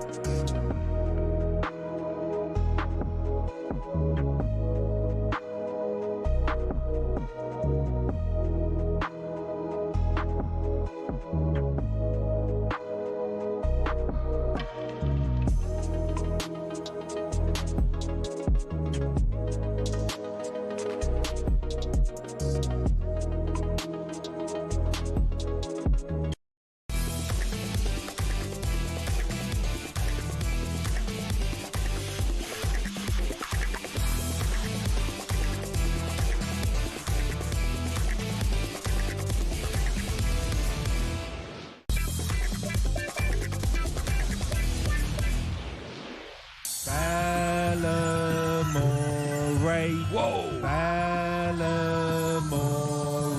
Whoa. What's the story in Balamory? Wouldn't you like to know? Yes. What's the story in Balamory? Where would you like to go? Ray Parlour. Story time, you know. Whoa. Balamory. What am I doing here? Thanks for tuning in. What's the story in Balamory? Wouldn't you like to know? Yes. Oh, the pipes of Ray Parlour. He sounded well there, Alan. Anyway, Sounded very good. Well up for the party there. It's talkSPORT Breakfast. Shebahn Aherne in for Alan Brazil. Ray Parlour here as well. It's the time of the week where Ray takes over and tells us what he's found in the front pages this week in Balamory. Here we go, Shebahn. Right, this week into it. I've found a story on horoscopes, believe it or not. Around half of Brits use their star sign to make major decisions in life, and 30% of people even use it to decide their love life. What do you do? What do you do? Throw your keys in? I spin the bottle. Throw your keys in. See where it lands. Anyway, are you a big believer in horoscopes? I don't mind a cheeky read. When I was younger, I used to go into the Sun every day. I remember the sun ones, Yeah, It always comes in, doesn't it? But nowadays, not so much. But I'm a Cancer, so what's the... Well, I've found your one, and it's quite a nice one as it goes. It's a great time to celebrate your friendships by meeting up with people you already know. Right. At the same time, be cautious of relationships where one seems to hold the power. Oh. So who's got the power in Who's your that household? then? I Must thought be it was Jamie. me. Is it Jamie? I thought I Is were his the golf? choices. Is his golf controlling you now? Yes. Oh, see, he's got He the talks power. to me too much about golf, and I don't know how to say it other than that. Just don't care. The best thing for him to do is get you on the golf course with him. I know. But And that's what he's trying to do. Who's looking after the kids, Ray? Yeah, we ain't got that. I do say to him often, I say, look, doll, I love you, but I just don't care. But have a good round. Does he come round? Does he come home and say, I played so well today? And if he doesn't, it ruins the weekend. Oh, well, what can I say? But good luck to you if you're playing today, Jamie. Right, yeah. Well, I've got my one, but I'm going to go straight to Alan's. Alan Brazil. Sorry, go. We found his one. When Alan is June as well. He's isn't June. he? So he'll be around that Cancer, isn't he? Is he a Cancer as well? Or is he the one 15th? before? 15th. Oh, no, I don't think 14th, 15th, one before. Right, go on. Okay, the lights may be shining bright for you. Sometimes they're often too bright. You'll be offered a chocolatey breakfast that must not be eaten. It could lead you to see things that aren't there, possibly leading to spells of dizziness and a spell on the sofa. So they're really taking the mick out of Alan, really. And that is They're exactly really having a go at him. what Because the lights are very bright in here, Shebahn, as we can see. And he does like a chocolatey breakfast. And I lie down on the sofa. That's wrong, breakfast. Biscuits. Biscuits. That's what he's addicted to biscuits in here in the morning. He wipes out at least half a And there's like a wee crumb trail. It's unbelievable. Follows him around. And years ago, when we weren't being filmed, he'd be talking. His biscuits, he's eating them. Bogging. So all the crumbs are coming out of his mouth as he's talking. And they're on the microphone, and it's pure clatty. And it's Brazil's biscuit bread. I'm feeling dizzy. Anyway, Al, we love you. He's a Gemini. He's going to be fine. He'll be back. Oh, he's a with you next Gemini? week. He's a Gemini, yeah. Big, beautiful Gemini. Dad was a Gemini. Yeah. Oh, really? Back in the day, yeah. Oh, yeah. Well, back in the day, he's gone now. See you. Oh, God rest his soul. See you aligned with people who are like your dad. So you go. No, he's quite placid. Alan ain't placid. Definitely ain't placid. He was placid yesterday when he nearly fainted. Right, time now to get the latest odds with Coral and Simon Clare. The Coral Daily Download on talkSPORT with Coral. We're here for the fans this season. 18 plus, gambleaware.org. Simon, good to have you with us. You've got a morning, massive Simon. weekend ahead. Yeah, what a load of old mumbo jumbo horoscopes, Oh, Simon, you ain't one, are you? You're not one to read them. No, I'm not really. I'm a Gemini as well as Alan Brazil. Gemini. I think it's sort of split personality, isn't that the problem with Geminis? They're sort of duplicitous. Is Anyway, it really? I'm not sure that's true of us anyway, but I don't believe a word of it. You said it yourself, Simon. Two-Face, Simon Coral is with us now. Simon Coral, I like that. Yeah. West Ham Sunderland, should we start there and then make our way through the action?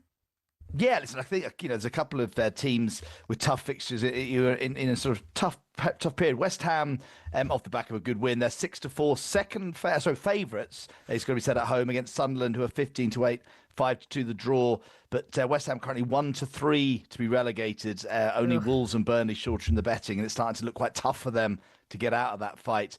But I think Thomas Frank, he earned himself a little bit of time with that midweek win, but away to Burnley, who drew at Liverpool at the weekend. They're even money favourites, but would you be backing Spurs away at Burnley? It's tough at the moment. Yeah, it's a tough one. I mean, Bournemouth for Liverpool's another interesting one. Liverpool being a little bit hit and miss, haven't they?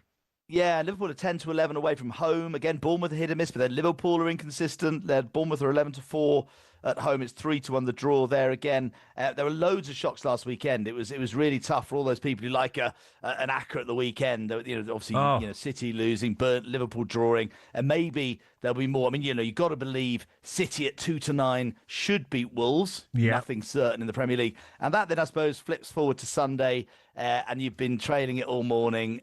The best fixture, Arsenal versus Manchester United. So many great memories. The bust up in the tunnel between Vieira and Keane, one of the all-time classics, Ray, wasn't it? Absolutely, yeah. We had the old pizza Pole. throw in at the Old Trafford. That was pepperoni, by the way, Simon. That was. I know. I know Shebahn's a Man United fan, but I was very lucky enough in 2002 on the 8th of May to be sitting right by the Arsenal fans, but in with the United fans, level with when Wiltord scored the winning goal to win the title in 2002. So great memories. That's probably will probably remain one of my great footballing memories. But obviously, great clash. United off the back of a fantastic win. They're 5-1 to get a shot win at the Emirates. It's 3-1 the draw, 4-7 Arsenal. I think everything you've been talking about this morning, this is not going to be easy, and it will be a compelling watch, won't it? Yeah, I mean, it's going to be a hell of a game. It always is, and Manchester United will go there.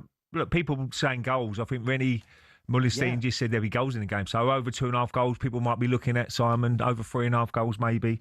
But I've got to ask you about the Cheltenham trials as well, because we had Ed Chamberlain on earlier in the show, and he was saying it's a big day. A lot of people will be watching this and saying, who's going to be the big contenders going into that Cheltenham week, and it ain't too far away now, Simon. 6 weeks, I think 6 weeks away, isn't it, Cheltenham? Yeah, I think that's right, isn't it? So some big trials to look at today.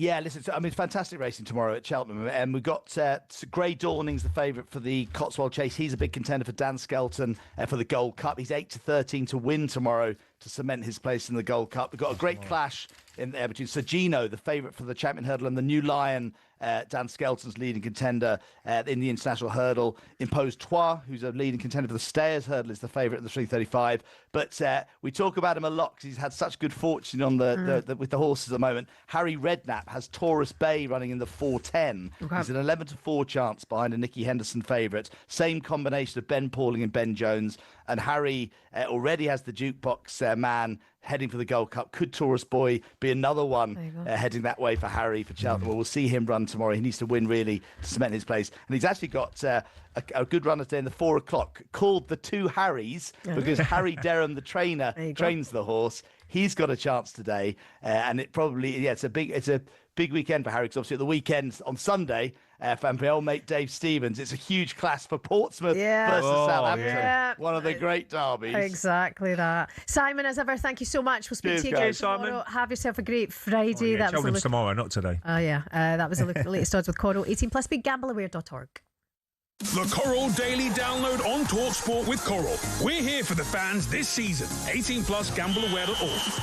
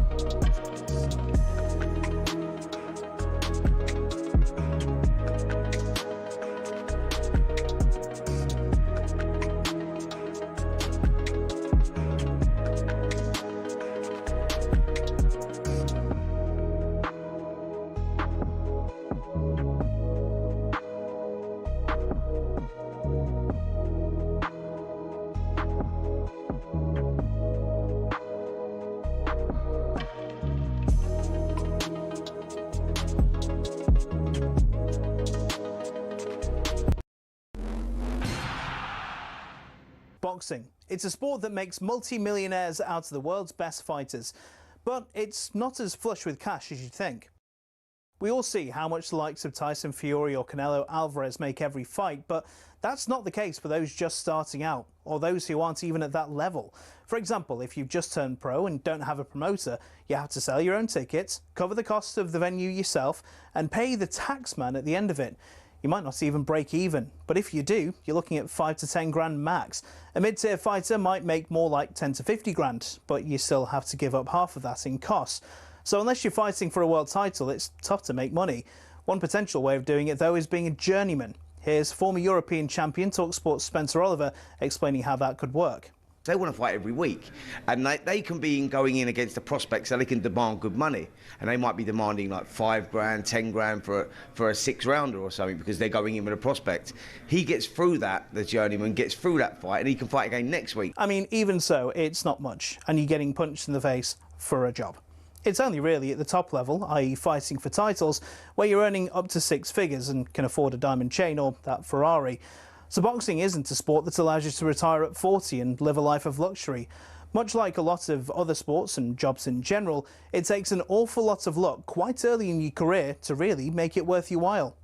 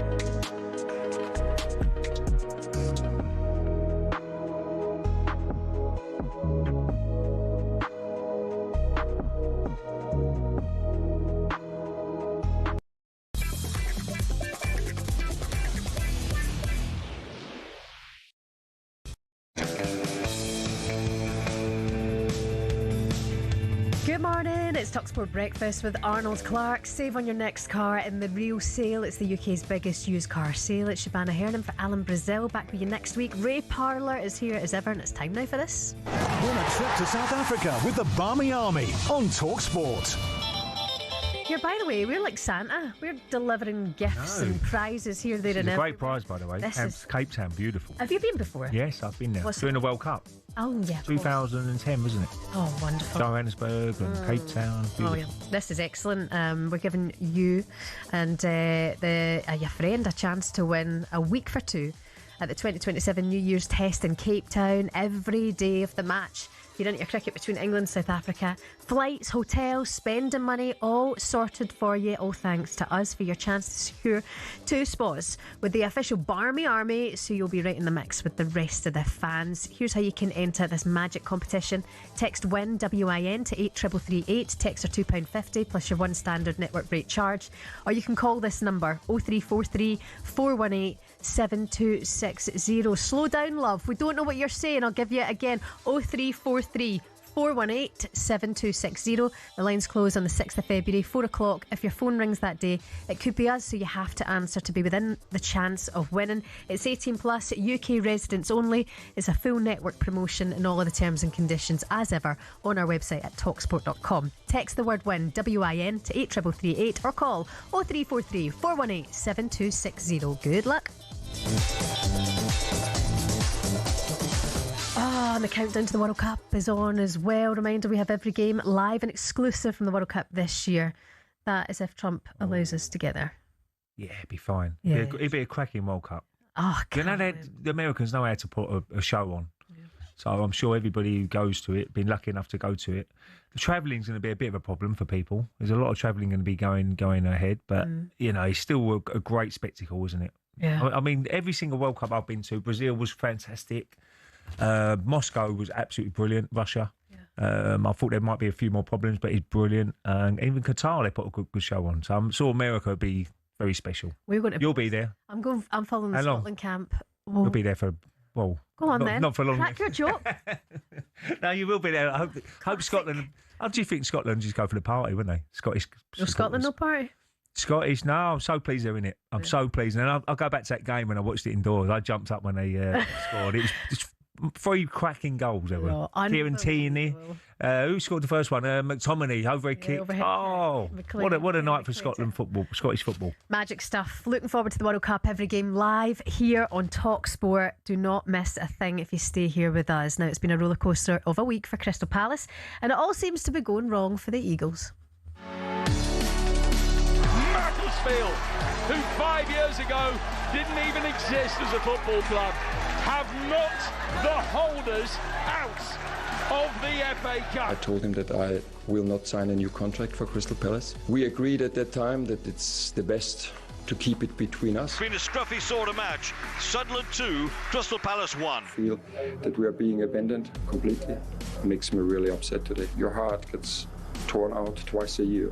And with Eze, 1 day before a game. Arsenal make a move for Eberiche Eze, and the 27-year-old wants to join them. And your captain 1 day before a game. When they asked if I wanted to come to City, there was only one answer. Everybody has accepted that when a player is leaving a football club, you don't really play him on the weekend before. Mateta picks it up inside the area, and he scored again. It's our understanding at talkSPORT that Mateta has now vocalised to the Crystal Palace hierarchy that he wants out of the football club. I don't know. No idea. Nobody told me. Maybe before the next game. Life comes at you fast in football. Yeah. I mean, it's amazing from Palace going from winning that FA Cup, which was a remarkable day for all the Palace fans. They'll always remember that for the rest of their lives. To this season, they started so well, and they're just. You know, I know circumstances in clubs. Sometimes you have to sell players, and I understand that you can't let him walk out on a free transfer. You need something for him going forward. But it's been an absolute disaster. Glasner obviously leaving as well. Eze leaving. So many good players leaving the club. I mean, on Sunday, Mateta's been linked as well, hasn't he? Oh yeah, he sounds like he's next. That's for sure. But on Sunday, reacting to his post-match, Glasner's, when he's saying, I've had my heart ripped out twice. I've been let down. I was so shocked that Steve Parish kept him, but then I kind of rate that decision as well. He's not maybe delivered on his promises and making sure that there's replacements coming in for Guéhi, that there's replacements coming in for Eze. Maybe he's not been given that, so Parish has gone, what, I won't sack you because you're obviously good at your job, and we'll have better communication going forward. Well, he was trying to get sacked, wasn't he? I felt he was trying to get tic-tac. I think it was another hammering, sort of probably worse, if I'm being honest. But obviously, Palace now got to find another manager if they sack him. So they thought, well, wait a minute, he's not signing a new contract. Let's just keep him to the end of the season. Well, somebody who knows the club all too well, from talkSPORT's Final Word, former Crystal Palace manager Alan Pardew is with us now. Good morning, Pards. How are you? How you doing, Pards? I'm very well, guys. How you doing? Yeah, great, thanks. What do you make of it, Al? I mean, it must be weird for Crystal Palace fans after being on cloud nine. I mean, last season was an amazing season. To win that FA Cup was remarkable. But this season they started well, but suddenly everybody seemed to have left, and it's been an absolute nightmare the last few weeks. Yeah, I thought after the cup win and the sale of Eze, let's not forget that was that was a big blow to the group, I think, because you obviously want to keep the cup final side together. So that was the first blow, but they seemed to navigate that really well and started terrific with basically the same results. Unfortunately, they've hit a spell now, which is not unusual for Crystal Palace, where there's sort of a transition from sort of that cup winning side to a new side, and with the manager out of contract, as obviously you just touched on, it's making it really tense. And as of course, as you know, Ray, when a team like Crystal Palace win the FA Cup, players are going to come attractive to the big guys, and this is normal behaviour. It's just been one thing after another. What do you think the problem is then, Alan? Is it a problem with Parish, perhaps, or is it with the manager? What do you think? Well, first and foremost, the manager's done such an incredible job, and unfortunately, probably the only thing you put at Steve Parish is the length of his contract, because obviously, with the success he's had, he hasn't renewed it, and this has caused not just upset for Steve Parish and the board, because he obviously doesn't want to sign a new deal, But in the dressing room, as Ray also will tell you, as a footballer, it creates kind of like, oh, the gaffer's not going to be here, why should I stay? There's that kind of attitude. Now I see Mateta making noises. He's obviously had some sort of approach. But I think Palace, you have to remember, Steve Parish has to run it really for hedge funds, 2 American hedge funds, and that their great sort of financial model is to be successful franchises. So he needs to create an environment there where money can be made and the club can grow in value. So he's caught between trying to keep Oliver and the players that he's got and trying to also deal with his paymasters. So it's a difficult position. I think Oliver is obviously frustrated. I know when I finished 5th with Newcastle, I wanted to strengthen the team, but if the funds are not there, you just got to get your head down and get on with it. And I think his attitude at times, and he's sort of throwing his toys out the pram, have caused a few issues. I mean, if you talk to any Palace fan, they're absolutely delighted with a cup win. They're still dreaming, they still can't believe it. So it's just like, can we get through this period? Just going on to West Ham, Al, brilliant result last week. It was a must-win, really. You look at it, especially against their local rivals, Spurs. And they go into the game now this weekend, tomorrow, the early kick-off at the London Stadium. If they can get the result, it really does put the pressure back onto Nottingham Forest, just above them, who go to Brentford away. So, maybe West Ham, there is hope. And that was a massive win last week, though. I was, so pleased for West Ham fans because they're obviously suffering this season. They got a 5-point gap to Forest, haven't they? And this will be a massive victory because I really can't see Forest getting a result at Brentford. So this is a massive game. Sunderland, I've seen a couple of times. I've only seen them, but they really work hard. Yeah. And they make it very, very difficult and very good on the counter attack. So it's a dangerous game. But my fingers crossed, West Ham get a result. And then if anyone's got a problem, they can call you and Majestic on Sunday to vent their frustrations at their team. Back in the final word this Sunday, Alan. Yeah, we got a great Sunday. I mean, obviously Arsenal, Man United, which you've touched on, but Newcastle Villa, what a game that is. Yeah. And I know that stadium will be rocking. So join the club Sunday night. Me and Madge we're kind of use some kind of therapy to whatever happens nasty in your football club. That is one way of putting it. Alan Pardew, you legend, thank you so much for your time. Cheers, Al.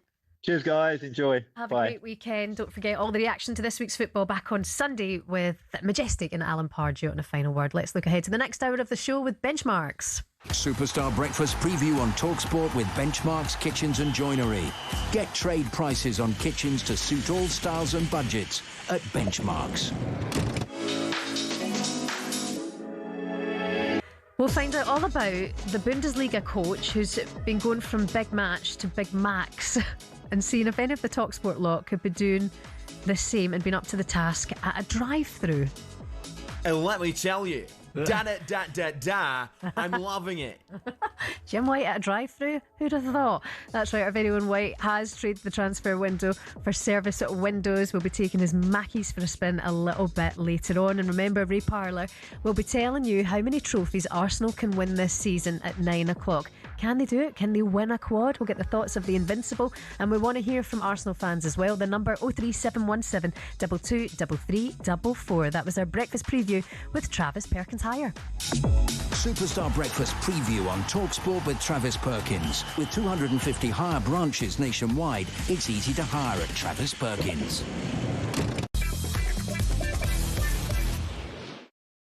Yeah. Okay, Matt from the other day. Matt. I had a bit of a late night last night due to being at over there at the stadium. Celebrating the win? No, not me, mate. To be honest with you, I just put on talkSPORT and I heard my name pop up, and that just enough gets me on. I'll be honest with you, that I don't get washed with, and I said I'll call back, and I'm a man of my word. And to be honest with you, that last night, it don't wash with me. The reality of the moment is there's no pressure of the Premier League, and we all know, like Simon said earlier, because I put it on at the point when he said, if they don't beat if they beat Dortmund, and they don't go and follow it up with Burnley, which, you know, let's be honest, Burnley just kept Liverpool at a draw and Man United at home on a draw, and they're playing a very, very, very poor Spurs side. I honestly, at best, it'll be a draw. Now, right now, I was thinking about this last night, and I was having a chat with a few Spurs fans. How many transfer windows do you think Tottenham Hotspur need to get back to that level of what we had in 2019? How many transfer windows? And bear in mind, you know, we're getting older now. Do you know what I mean? And my kids, for my kids to say we didn't even watch it last night. You know, you got Harry Redknapp turning around and saying he wouldn't pick one of his team in 2010 in what today's team is. And that was a good team. It wasn't a great team. And this is where we're at. You remember the other day, though, Matt, you had a full-on rant, and you were telling me that there was no chance that Spurs would beat Borussia Dortmund. So they did. Of course. Listen, I stick to my word, but you've got to look at who turned up. That wasn't. If that was. Well, you turned up. You watched it. Listen, I didn't even watch it. I'll be honest with you. It's a group stage. You were at the game. You didn't watch it. Look, Matt. I had somebody say to me the other day. Who did you beat in the Europa League? You didn't have no one. Yeah, granted, we won it, and I said, well, we beat Bodo Glimt, and he laughed. And Bodo Glimt went and beat Man City yesterday. So. Group stages, let's be honest, Real Madrid didn't even finish in the top 8 last year.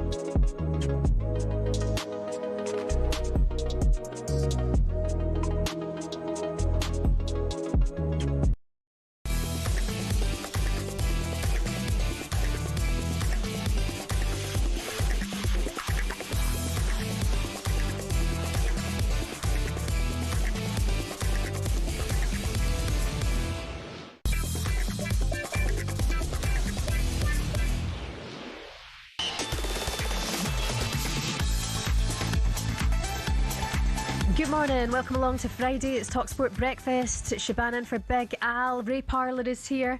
What do we know this Friday morning? Nottingham Forest lost 1-0 to Braga, almost certainly leaving them in a playoff place in the Europa League. Aston Villa manager Unai Emery played down this heated touchline incident with midfielder Emery and Tielemans after subbing him during the Europa League win at Fenerbahce last night. He's played it down. Ray Parlour thinks it's absolutely nothing as well. Emery told TNT Sports he's my son when he was asked about it. I'm going to do that to my son, see how he reacts later. Oh, he's probably told him to do something and trying to help him out and do this, do that, and he hasn't done it, and he's dragged him off and he's got the hump with him. It was Bosnich who said... There's nothing wrong with that because it's standards. You've got to set standards, and players... Tielemans is a top player, we all know that, but if he doesn't do what the boss says, and he's the manager... You'll hear him. Then you'll know about it. Yeah. And that is like any dressing room. Back in the day, he's probably a little bit more old school, isn't he, Emery? Did you get that from Wenger? Yeah, he can be. Mm-hmm. He would just, I don't know if he'd push you, but he would certainly just take you off if you ain't doing your job. And can you imagine Sir Alex Ferguson back in the day? George Graham, I played under, was a great manager, and he would do probably something like that. And the late Brian Clough and Venables and all them top managers would probably do something like that. I do take my hat off to Tielemans, though, because he just kind of wandered off. I actually thought if someone pushed me like that, I think I'd want to... No, he just depends on what he said. Why don't you do your job? And, you know... But he did well not to react. It's the spur of the moment. Yeah. As I said before, he's a very passionate man, Emery. He kicks every ball. When they scored the winner against Arsenal, you see him taking his coat off, throwing it in the air. He's all emotions. That's what I'm saying. That. So you're going to get that. You're going to get that, I'm afraid. The good, the bad, the ugly. And the players will totally accept it. And he's probably apologised. And that's done. Finished. Earlier on this morning, we were talking about this story going around that the FA Cup is looking to get its own anthem. So our production team have been very busy this morning with a bit of the old AI, and they've come up with a prototype for what could sound like an FA Cup anthem. This is the FA Cup, on this ground we lift above, where the small still dare to stand, and history takes your hand, from the first round to the final day, from the shop to Wembley Way, one day come. Too slow. Does that get you going? I don't mind it, you know. It's quite a good song. You got all the bits in it, but is it bits? Is it? Do you need to sing? This is the FA Cup. Does that make it a bit nerdy? No, I'm not sure. AI, do another better job for us, please. Right, we're all underway at the Australian Open. What's happening, my friend? Toby Gillis is with us now. Hi, Toby. Good morning. What a start it was by the last Briton remaining, Cam Norrie, who has come to play tonight. He's never beaten Alexander Zverev, but he flew out the blocks, holding serve, then breaking the German number 3 seed to love, but the sublime start didn't last. He rapidly found himself love 40 down, saved 3 break points, but couldn't keep his first serve in and found himself broken back immediately. The rallies are long, the sweat already pouring, only 25 minutes on the clock so far, and yet they've only actually managed to complete 5 games. Norrie 3-2 to the good. Zverev, though, serving just a point needed to level things up at 3-all. In the other big match ongoing over on Rod Laver Arena, Alex de Minaur, the home favourite, has just broken the 29th seed, the American Tiafoe. It is 5-3 to de Minaur. He insists that he is at his home Grand Slam to end the dominance of Yannick Sinner and Carlos Alcaraz. Alcaraz won through a little bit earlier on. It's been a great day so far in the Australian Open, but plenty more to come from me as well. The Australian Open update on talkSPORT with TNT Sports. Stream every set live on Discovery Plus or watch TNT Sports channels on EE, Sky and Virgin Media. Subscription required. 18 plus. Terms and conditions apply. Time now for a quick look at the January transfer window in partnership with Intuit QuickBooks. Rookies Roundup, right here every day. Rookies Roundup, which players are on their way. If an agent's got a story. Hello, Alex Crook. What you got for me? Rookie gets it first. Yeehaw, cowboy! There's a snake in my boot. Tricky, welcome to the studio. How are you? Good morning. I'm good. Mate. I'm good. Good. Big Alex and Little Sam. Yeah. Although not so Little Sam, because he claims he's the same height as Nathan Ake, which is the biggest myth in football, I think. That's one way of putting it. Yeah, fair enough. Friday night, what's your takeaway of choice tonight? No, we're going out in London tonight, actually. Yeah, we've got a big sort of reunion in London tonight, yeah. A school reunion? Or work reunion? No, more of a work reunion, yeah, from local radio days down in Portsmouth. So, and we're going to Flight Club. You been there? Oh, yeah. Yeah, it's very good. The old darts. Good fun. Oh, lovely. Yeah, so that should be good. What's this news about Douglas Luiz? Really interesting, actually, because he played for Forest last night. They were poor, actually, losing away from home. Probably aren't going to make the top 8 in the Europa League now. He's only played 14 games for Forest since joining on loan from Juventus. Chelsea showing strong interest in a potential loan move for the rest of the season. And I'm told that Douglas Luiz is very open to the idea of swapping the City ground for Stamford Bridge. It's not really a blue coat type signing, is it? No. But maybe this is a sign they realise they need a bit of experience in the team. Where would he play? Because you've got Casido in there, you've got Palmer back now, you've got Fernandes. Yeah, would he play, or would he be just part of the squad if needed? I think part of the squad. I think they'll be conscious of managing the minutes of Caicedo and Fernandes. Obviously, that is their first choice holding midfield pair. They've got Reece James, who's pushed up a lot from fullback to midfield as well. So I think it's just a case of giving more options, as I say, that bit more experience in the dressing room. Don't rule out Aston Villa as well, his former club, in need of players. That'd be interesting. And I've got the Sun newspaper in front of me, and it says, "Don't take the mickey." What do you think of that one? I think this is one that is certainly going to gather momentum in the summer. I think Mickey van der Ven maybe feels like he needs a new challenge. I think, for me, he's head and shoulders Tottenham's best player, probably the only Spurs player that a lot of the top clubs in the Premier League would look at, but not just in the Premier League. There's been talk of the like of Barcelona and Real Madrid. I was told by sources at a rival club that they would want a British record fee, or a world record fee even, for a defender in excess of £100 million. Obviously, Thomas Frank shot that down yesterday and said we're not interested in any offers for Mickey van der Ven. But as I say, come the summer, I expect the interest in the Spurs defender to really ramp up. And very quickly, Strand Larsen from Wolves to Palace. I think this is potential if Mateta goes, and obviously we know that Mateta now has put in a verbal transfer request. He's made it clear to Palace that he wants to leave. They want £40 million for him. It's a similar price tag that Wolves have put on Strand Larsen. And key to this, Matt Hobbs is now sporting director at Crystal Palace. He was in the same role at Wolves when they signed Strand Larsen, so there is a big connection there. Okay, Crookie, you're coming up with Sam Matterface, 10 o'clock this morning. And Gabby Agbonlahor crowing, no doubt, about Villa's latest victory. Father as well. Okay, well, enjoy your reunion tonight. Don't get arrested or anything. Have a good time. Do my best. That was the latest look at the January transfer window with Intuit QuickBooks. Transfer window. Breaking news on talkSPORT with Intuit QuickBooks. Tackle your self-assessment with Intuit QuickBooks. Search QuickBooks to find out more.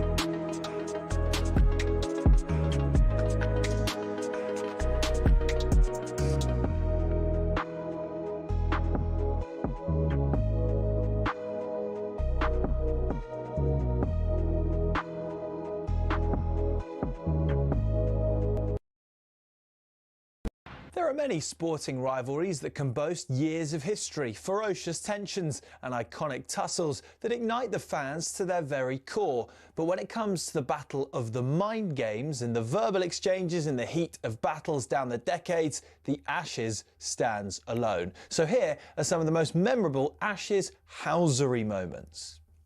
Few figures in Ashes history were despised by the opposition more than Douglas Jardine. He was the granite-jawed architect of the notorious 1932 Bodyline series, which sent shockwaves through the sport that still reverberate nearly a century later.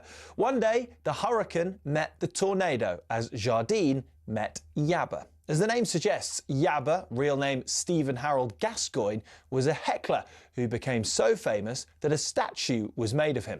When Jardine was on the boundary swatting away some flies, Yabba yelled the immortal line, "Jardine, leave our flies alone. They're the only friends you've got here."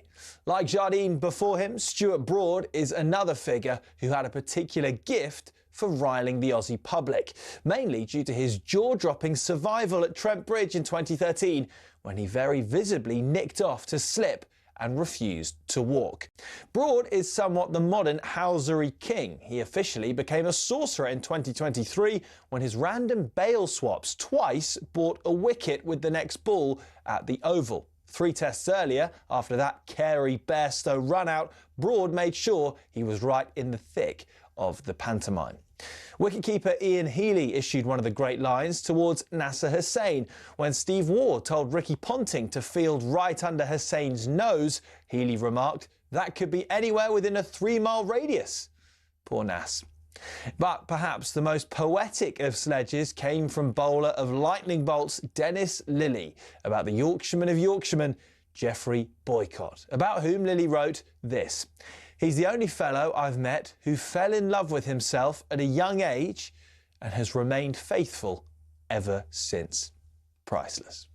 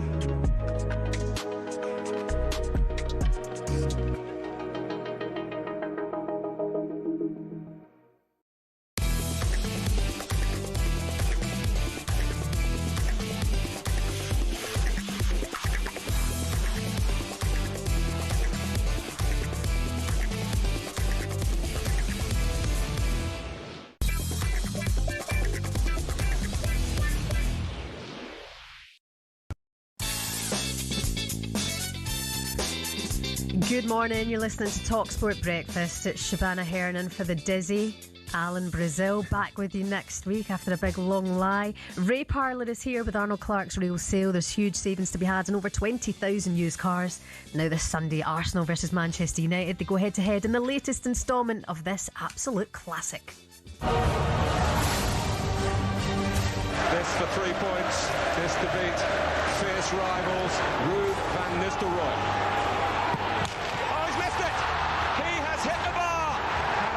Do get their draw, but it's not finished yet. They're all around Ruud van Nistelrooy. There was massive rivalry between these two football clubs, and it was a game within a game. Mine, he'd shaved his studs to sharpen them up for the game. He was desperate to get hold of Ruud. He's always feisty. They're the sort of games you want to play in, though. You know, it's really a tough game. See up here, shut your mouth up here. Come on, every weekend. Every game against Arsenal is always a big one. The rivalry then was immense because that was, out of all the teams I played against, apart from probably Juventus, that was the team you're thinking could get beat here because they were all like beasts. It's Freddie Youngberg again, push out by Bartes, Wiltor! Young takes. I think it's one of the best in the Premier League. The history of this clash is huge. Arsenal and Manchester United, a classic footballing rivalry.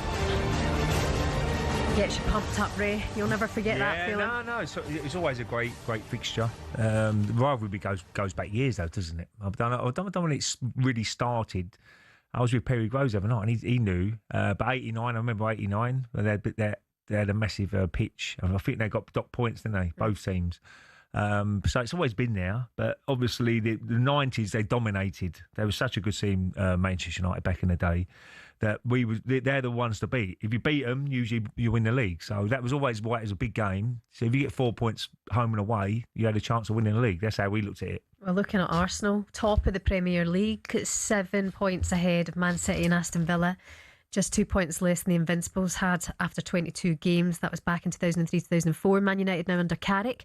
They're sitting 5th in the Premier League. Only Good 1 position. point behind Liverpool. I can't believe that. Yeah, I mean, look, Emery, as much as people said he was wrong for the club and this, that, whatever, they were still in a good position when he left. He was getting there. He was really starting to make it but up. I think he was just a little bit too stubborn with how he set up his team and didn't give people a chance. And it just shows you that you can't just play one game the way they did. They've got to do that week in, week out now, Manchester United. That's the big question for Michael Carrick, to say, can I get that performance out of this team every single week? If he does get that performance, they've been in the top 4. Do you think they'll beat Arsenal? Look, Arsenal are a brilliant team as well. If Arsenal can play to their strengths and the best they can play, you'd say probably Arsenal probably win. But it only takes and they haven't been great in the league in recent weeks.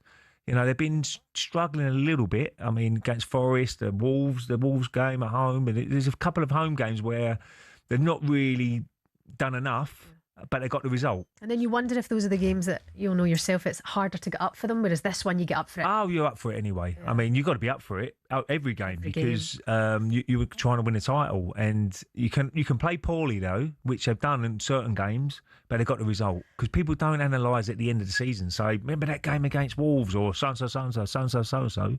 That was terrible because it ends up you're the most consistent team. Whoever wins the league is the most consistent team throughout the year. And they have been so far. Arsenal top of the Premier League, the top of the Champions League, FA Cup 4th round against Wigan, pretty much in the Carabao Cup final. So the big question is, Ray, can Arsenal win the quad? Well, look, they've got every chance. I mean, at the moment they're looking like the best team in Europe in the Champions League. I think they've been brilliant in Champions League. But you need a lot of luck along the way. You need all the draws going your way. You need all that sort of stuff. You need injuries, key players, proper key players. To people like Declan Rice, if he missed a few games, would they cope? Look, they've got a good backup squad, but you still want your best players out there. And quadruple, I wouldn't be greedy. If they won the Premier League this year, I'll be absolutely delighted. Just one trophy. Yeah. If they can get another one, then great. And the first one's always hard as a group of players. And this League Cup, they'll look at this and say, look, can we get one in the bank already? Which gives everybody confidence, everybody a belief they can win more. So that's quite a big game, but there's 2 legs. Obviously, Chelsea would go to the Emirates, and I think they was missing quite a few players in that first leg. Casado was out, Palmer wasn't there, and so they're going to be all the big guns to come back in, and they'll have a chance at the Emirates. But look, if they can win a trophy, Champions League they've never won, so that'd be a massive trophy if they can win it. But I'll take one at the moment. Yeah, and Arteta needs one. Not He needs the a League big Cup. one, no. I need the big one. Champions League one. or the Premier League. You just take one of those. I'm sure every Arsenal supporter would take that. Yeah, Arsenal fans, the floor is yours. 03717 223344. You can get the perspective of the legend Ray Parlour. Good morning to Josh, the gunner. Josh, how are you this morning? What have you got for Ray? Good morning. How you doing, Josh? Morning. Yeah, I'm good. It's an honour to be speaking to the Romford Fellow. Oh, yeah. Thanks, mate. Honoured to speak to you as well, mate. Yeah, thank you. You know what it is? I feel like the stars are aligning, because this will be title number 14. Just the fact that it's number 14 and the fact that we're going for 4 cups, you never know. You just never know. How many FA Cups has Arsenal won? They've won about 13 or 14, haven't they? We've got 14 FA Cups as well. There we go. There's 14. Oh, hello. It's your magic number. Do you know what I mean? And Thierry Henry was one of the best players I've ever, and he wore number 14. Oh, Shebahn. Oh, you've said something now, Josh. You've got us all thinking. Exactly. 14 league titles pending, 14 FA Cups. Well, Josh, as a supporter though, at the start of the season, you just want to win one of the big ones, don't you? I mean, the Premier League or the Champions League were the ones. Look, it's great that we're in the FA Cup still. There's a long way to go in that. The League Cup, you've got every chance. I mean, semi-final, it looks like it could be Man City in the final. They've got the 2-0 advantage of Newcastle. Look, you can win trophies, but I think one of the big 2 is the ones Arsenal fans really want. Yeah. Josh, what would you take? What would you take? What do you want? Well, mathematically, we're 12 wins away from the Premier League. Okay. Still a lot. So I want the Premier League. Champions League's lovely, don't get me wrong, but we've got plenty of time to win that. All right. Josh, good luck to you. Thank you. Cheers, Josh. Can I ask you, Ray? Yeah, the league is such a hard because you always have that bad period, and teams struggle a little bit. You've seen Liverpool do it this season. Man City at times have struggled, and then they've got it going again. But the consistency and 38 games of the Premier League is really, really tough. And does the mental side then start to come into it at this stage? Like, do you think they've got the nerve? Have they got the steel? It certainly comes in about March time. Right. I reckon March. You'll be there and thereabouts. So 7 points is a good gap to have. Don't get me wrong. You've got to lose two. You've got to lose two, and you've got to draw and lose 2 games, which is and look, this weekend's vital again. Every weekend's vital. There's no doubt about that. But obviously, Man City playing Wolves. Obviously, Villa got a tricky game against Newcastle. But Arsenal at home, if they can get a 3 points, it's a big statement. Yeah, and if they don't against Man United, who's really picked up. If they get the 3 points, Man United, does this now start to really change the shape? Oh yeah, definitely. I mean, it will be because you look at the momentum, you look at all that sort of stuff, belief and all that, and you get beat at home by any team. It's a real kick in the teeth, especially if you're Arsenal being at the Emirates. But for me, I'm not going to get carried away. There's a long way to go, but they're in a great position. The bookmakers don't get it wrong too often, and they're probably massive favourites to win. 1-6 on probably to win the league, and they don't get it wrong too often. So I'm hoping the bookmakers are right this year. Take the confidence from that. What do you make of Saka's form so far this season? There's been a bit of negativity around his performances. Jamie O'Hara saying he's not world class. What do you think? I like Saka's been brilliant.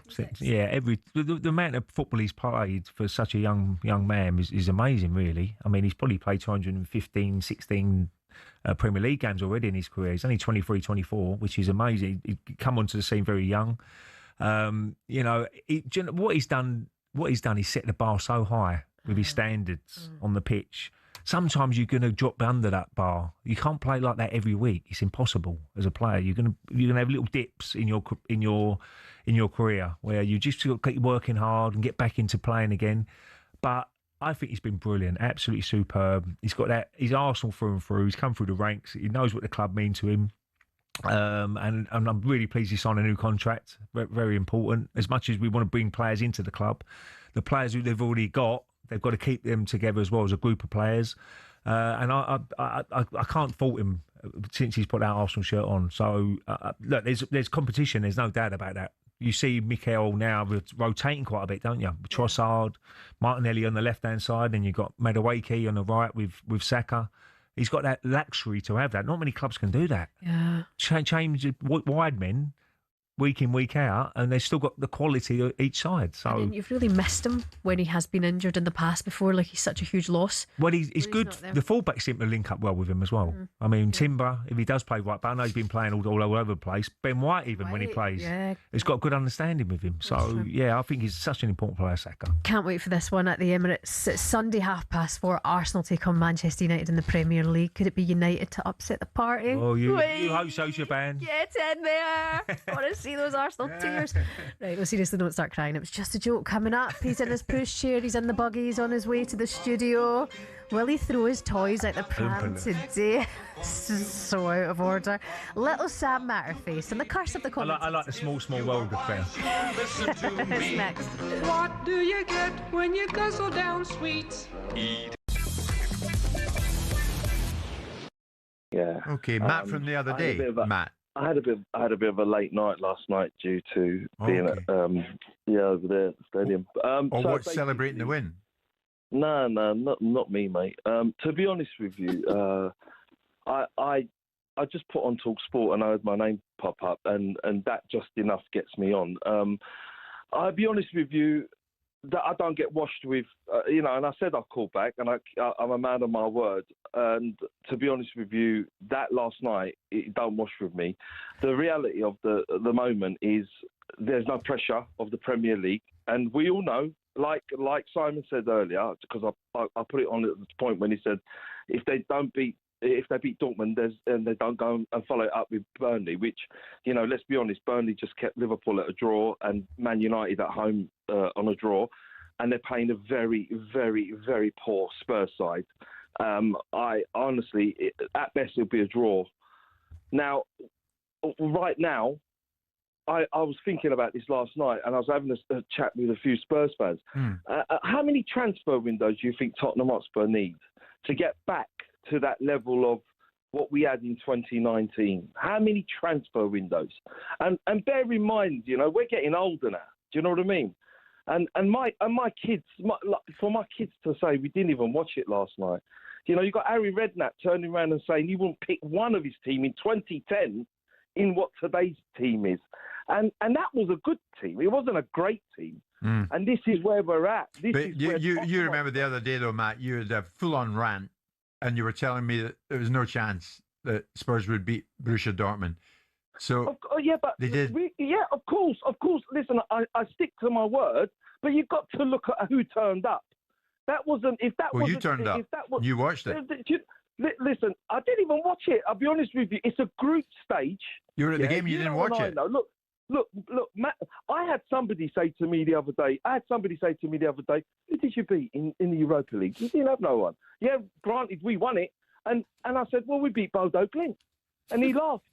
And Bodo Glimt went and beat Man City yesterday. So, group stages, let's be honest, Real Madrid didn't even finish in the top 8 last year. This is the old Matt we'll love. Come on, Matt. You're cranking it up now.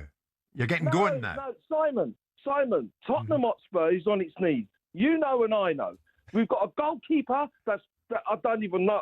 I could say a lot of things about him. We've got left back and right back that shouldn't be there. Van der Ven and Romero.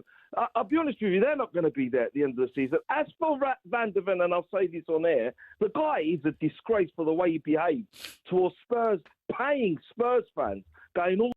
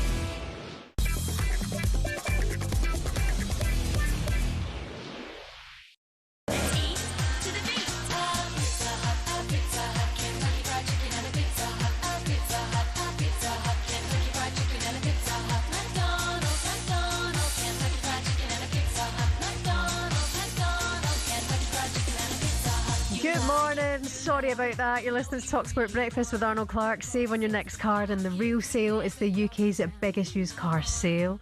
Ray Parlour is here. Remember this from back in the day? No, what's this? Pizza Hut, is it? Yeah, the McDonald's, Kentucky Fried Chicken and a Pizza Hut. No, I don't Never heard of it. You know Justin Timberlake? Yeah, of course. Yeah, that might have been a better option, to be fair, in reflection. There's a story going around today from Big Match to Big Mac. Former Bundesliga coach Alexander Nuri retired in 2011 and went on to have a spell as a Werder Bremen manager.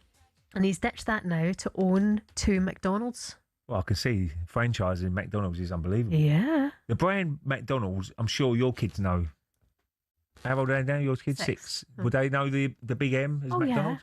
Yeah. Exactly. So the branding for all around the world, everybody knows what McDonald's is. Big M, the Golden Arches. Unbelievable. I mean, it's just, So I can see why people want to franchise it. Have a cheeky little McDonald's now and then. You like it? I don't really... I love it, man. It's probably all right if you've had too many drinks the night before. Soaks it up. Yeah. Soaks it up, yeah. Now vanilla milkshake or something. I know. Sort it out. Good. The nuggets are undeniably the best. Anyway, it's got us wondering, what would it look like if talkSPORT went down the same route? Take it away, Jim, Ronald McDonald White. Good morning, welcome to Jim White's drive-through. Great to have you on board this lunchtime. I'd love to go in there now and have a Big Mac and chips. Gabby, fire up the grill. When I used to have boiled eggs, I'd boil them for like 20 minutes. Ray Parlour's the best burger flipper in town. That's the most stupidest thing I've ever heard in my life. Moose, stop eating all the Big Macs. Go away. Can I interest you in our Mook hot takes for dessert? My colleague Simon is a huge fan. You cannot polish a turd. I took number 2s. They're like Marmite, mate, a bit like Simon. Well, what drama we've had, no pickles in the burgers, a rogue chicken nugget in the share box. What more could happen this lunchtime as this deal comes ever closer? Chips, fritters. So the guy took the burger away, didn't put a load of chips, no burger. Have you tried the Mook Coisty, by the way? Very popular, mate, but a bit cheesy for my liking. Toasted cheese, and I went heavy on the cheddar. Listen, there's your order. That'll be £4 million. Enjoy your day, and let me tell you, I'm loving it. Yes! Very good. We should do McDonald's more often. Oh, very good. Do you know we'd be in front of the queue, McDonald's, a moose all day long. You ever seen him? I could see he loves his food, doesn't he, Moose? I know. I love the Moose, but he loves his food. I love McDonald's. Do I you? need to stop going on about it, but I really do. Making me want one now. Double sausage and egg McMuffin. Oh. Speaking of which, after a busy European week action, Premier League is back, so let's preview some of the games. Sam, What? what was I going to say? Sam likes a Happy Meal, doesn't He he? does love a Happy Meal, and he's with us now. Oh, hello, Sam. How do you think? Oh, good morning. Hello, how are you? I thought this might be... It's not as bad this week, don't worry, Alan's not here. What was the toy that you got this week from your Happy Meal? My Little Pony. Yeah. Very impressed. You've been everywhere this week. How's things? Very good, thank you. How are you? Yeah, I'm good, thanks. What games have you been to, Sam, this week? Everywhere? I did two or three. I can't remember. Quite a lot. I did Tuesday. I did Real Madrid Tuesday. Thought they were good. Yeah. Bouncing back after what was a difficult period. And on Wednesday night, I went to St James's Park for Newcastle. Oh, well, and it was a good result. 3-0. Good performance, actually. They needed that. So it was good for the crowd as well. So, yeah, I enjoyed that. And your favourites for the Flight Club tonight? You up there? Oh, I'm not. Oh, you're not I'm not the favourite. I bring the atmosphere. I'm not really one for the actual darts. It's a bit past your bedtime as well, isn't it? So we're doing it early, just for me, 3:30. Oh, well. We're getting started early because I've got to be home by 7. My mum says. Yeah, she needs to tuck you in, wrap you up, swaddle you. I'm pleased you've got involved in that. Oh, Shebahn, she's a natural, isn't it? One thing they said this morning is just going to hammer Sam about his height, and I went, fine. Okay, it's time now for Curse of the Commentator. A quick reminder of the rules. I put a spell on you. Ray and Sam both have 20 seconds to give us predictions for 3 games. It's all across the talkSPORT network this weekend. For each match, they will get 1 point for a correct result, 3 points for a correct score, and a 1 bonus point for naming a goal scorer. After a low-scoring round last time out, Sam is caught up. 1 more point to Ray, and the scores are now sitting 14-12. Did you know this? Yeah. No, I didn't know he had got a point last week. Of course he did. Because it was a really hard week, wasn't it? I mean, I could tell by down the rows, some of the scores coming in was no one could get their predictions right last week. The bookmakers must have earned a lot of money out the hackers and all that lot. Well, all over the gaff. First up, Strugglers West Ham host Sunderland tomorrow lunchtime. It's live on talkSPORT. Ray, take it away with your first pick. Well, this is a really tough one to call now. I mean, Sunderland have had a great season. West Ham, brilliant week last week. They got the opportunity to play first, get the points on the board, put the pressure on the teams above them. But Sunderland are travelled well. They're a very strong side. They've got players coming back as well. So I think it's going to be a difficult game for West Ham. I really do. As much as they needed that win last week, I'm going to sit on the fence. Ooh. I'm going to go for 1-1 draw. 1-1 draw, and hasn't scored for a while. Is Bowen ain't scored for a while, was he? No. We go Bowen. Okay. 6 goals this season. There you go. Sam, what are you thinking? Do you know, Sunderland I think they've been pretty impressive, actually. They're in form, but they're winless in 6 away from home. Away from home has been a bit of an issue for them, but going to the London Stadium is a little bit easier for away fans and for away teams because the support there isn't as vociferous as maybe it would have been if it was at Upton Park or something like that. Yeah, they went 11 games without a win until they beat Tottenham the other week. Now, look, I think they'll be better, West Ham, but Sunderland are pretty strong too. Brian Brobby, Enzo Lefebvre, 2 very good attacking players. I was going to go 1-1 draw as well. Do you know what? I'm going to give it to Sunderland 2-1 away from home, and I'll go Brobby. Fine. Next up, Oliver Glasner's Crystal Palace host Liam Rosenior's Chelsea on Sunday afternoon. Ray, what are you thinking with this one?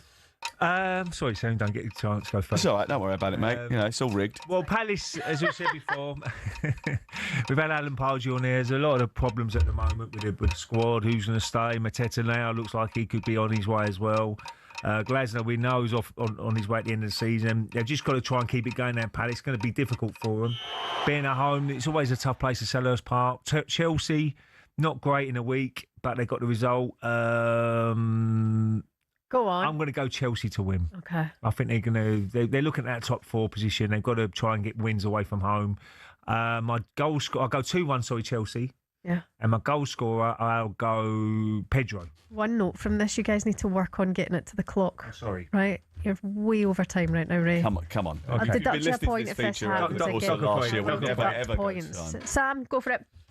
Chelsea to win 3-1. I will go with this is more like it. Cole Palmer. Cole Palmer, perfect. Yeah, and that's finally, it. Sam, we got 5 seconds back there. You did well there. Finally, Sunday afternoon, Sam, you can go first. Arsenal. Michael Carrick's Man United. Go on. Look, they've raised themselves brilliantly for big games, Manchester United, but Arsenal, very, very difficult team to beat, especially at home where they've been absolutely sensational. They will not win down at the Emirates because nobody does, but they may nick something. You never know. Might be the biggest story of the season. Could be, I doubt it. But Gyökeres scored in midweek. Yeah. Jesus scored in midweek. I think they'll just about get the job done, but draw isn't out of the question. I'm going to go 2-0 Arsenal. Okay, Ray, go for it. Massive game for both sides. Man United were brilliant last week. They can play anywhere near that, they'll have a chance. But I think Arsenal being at home really got laid a marker down. Say, look, we're at home. We're going to on the front foot. I will go 2-1 Arsenal. Okay. I think Man United could score. Who do I go for goal scorer? Who did you go, Sam? I didn't get a chance. I was moved on. Sorry, Will. We'll do goal scorer. Gabriel. Gabriel, he loves Gabriel. I do love Gabriel. Okay. The singer. Sam, yeah. My goal scorer, I don't know who's going to play, Jesus or Gyökeres. That's a big question. I don't know what he's going to do up front. So I've got to go safe. Who's going to be definitely playing is Saka. Okay. Looking forward to it. 4:30 on Sunday. All across it all. Sam, have a great weekend. See you later. Have a good one. To yourself. Take care. No skipping out of the little man. No skipping out. Go on, Ian. Get yourself out of here. I'm playing up Scotch on the way up. Coming up, we're going to turn our attention to Aston Villa versus Newcastle. Another game coming up on Sunday. Is Emery going to down tools in the Premier League and focus on the Europa? We'll do that next. Good morning.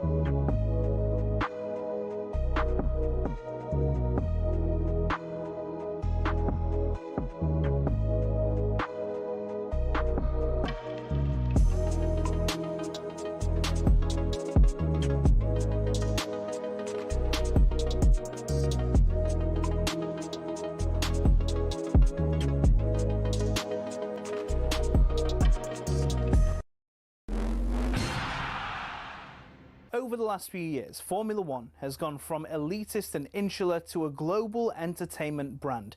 The transformation's down to American investment group Liberty Media, who cultivated a new image for the sport since buying it in 2016.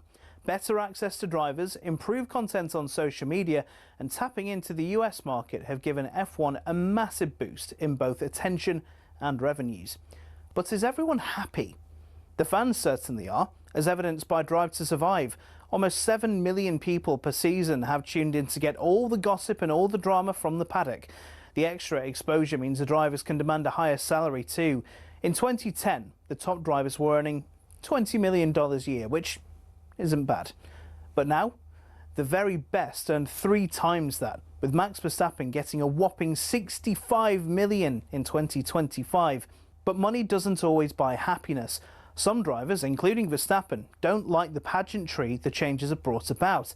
In Las Vegas in 2023, Verstappen said the drivers were made to look like clowns, and the event was 99% performance and 1% race. Some purists who still watch the sport feel the same, and that the spirit of competition has suffered. But Formula One and Liberty Media don't look like slowing down anytime soon. So expect more races, major events and exclusive access in future.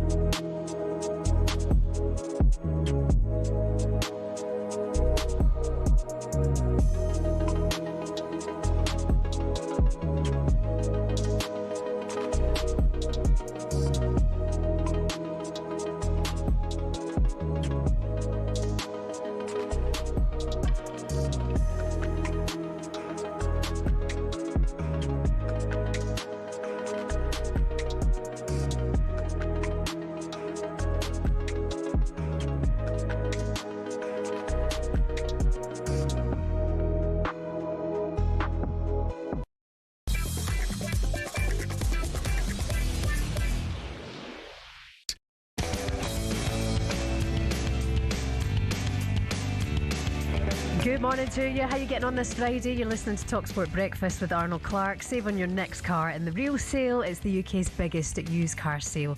It's Shebahn with you for one day only. Don't worry. Alan Brazil back with you as ever next week. Ray Parlour is here. Hollywood actor, star of Aquaman. That's not Ray Parlour. His name is Jason Momoa. Is in London for the premiere of his new movie The Wrecking Ball. He's similar body size to you, isn't he? Similar shape. No, he's massive. He's absolute unit. He's a big old boy. So we sent talkSPORT's Ollie Klink to ask him some hard-hitting questions. And it turns out Jason Momoa and Alan Brazil are very similar. We're here in London for the premiere of The Wrecking Crew. Have you lived in London before, is that right? Yeah, I mean, I've shot tons of movies here. Yeah, it's like a third home. Were you out in East London for a bit, is that right? Yeah. That's like the first place I settled in at. Yeah. That's why I'm Hammer. If I were to be born here, the first place I lived and set foot in is I got to go with Hammer. So I'm like, those are the two I have. I'm allowed to have two. Tell you what, you're dressed very West Ham tonight, to be fair. Yeah, well. Could you give us a come on your irons? Yeah, I can give you some irons in there. Yeah, baby. In the film, my favourite line was when they talk about you guys looking like two people who've had steroid pancakes. Just like funny, because I can't even work out. It's just my natural build. I was so injured I couldn't even work out. What about any interesting diets then you've had to do to get into that shape? Just Guinness. How many pints? Counting's not cool. Counting's not cool. He's right there. I like that. Would you? I wouldn't know how many pints you have on a night out, would you? No, I'd know if I've had one. You don't have you don't drink. If I'm drinking wine, I'll know if I've had one or two. If I go past that, anything could happen.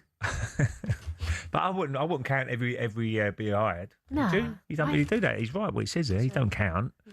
When you've had enough, you've had enough. If you count, you're a nerd. But I wouldn't want to have a drinking competition with him. No, he's a bit too big. He's got absolute unit. He's got a bit of a place to store it than I have. But I can imagine it'd be a good laugh to go out with. He sounds a good guy. Are you serious? Huh? Are you serious? Were you being serious there? Well, going out with him. Yeah, you'd go out with them. Go in, what, for a night out? Right, fine, then. Drop him a text. Yeah, we'll go out for a night out. Bet you counts. A few pints of Guinness. I bet you said we get him he at doesn't Cheltenham count. with us. He definitely counts. We get him at Cheltenham. Yeah, do that actually. We've dived into Arsenal versus Manchester United so far this morning, but there's a huge game a little bit earlier on Sunday afternoon. Aston Villa go to Newcastle. Villa claimed their place in the Europa League last 16 last night. An impressive 1-0 win away at Fenerbahce, but attention was drawn to this Emery Tielemans incident being subbed off last night. He was pushed and shouted out by Unai Emery as he left the pitch. Two-time League Cup winner at Villa, Mark Bosnich, was with us on the show earlier on, and he said, don't read too much into that incident. Sometimes when you're close to people, you tend to let your emotions go a little bit further than you normally would because you know them so well. But long term, the time you got to worry as a player, and Razor will tell you, is when the manager ignores you completely. You can tell how much he cared about the player. Look, it was just a little bit off in terms of the fact that we've never seen anything quite resemble that from Unai Emery since his time at Aston Villa, and it has gone so well. But ultimately, absolutely nothing. Look, if he gets left out of the next 3 games, which I don't think will happen, maybe we're wrong, but I really don't think there's anything.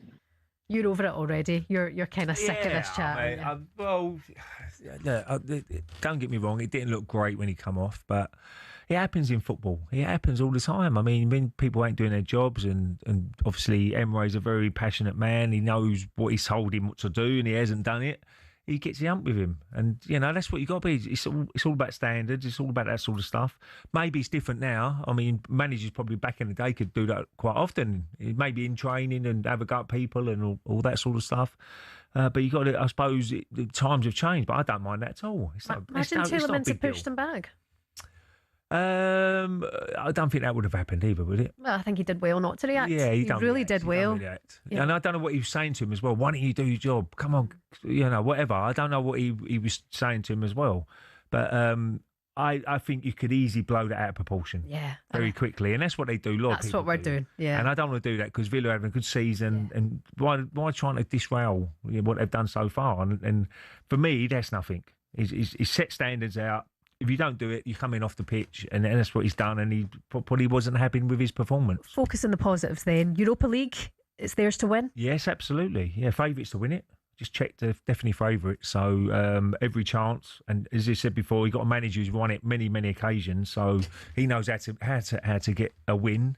Villa got a good squad of players. They're still doing really well in the league as well. Momentum, got to keep that going in the league if they can.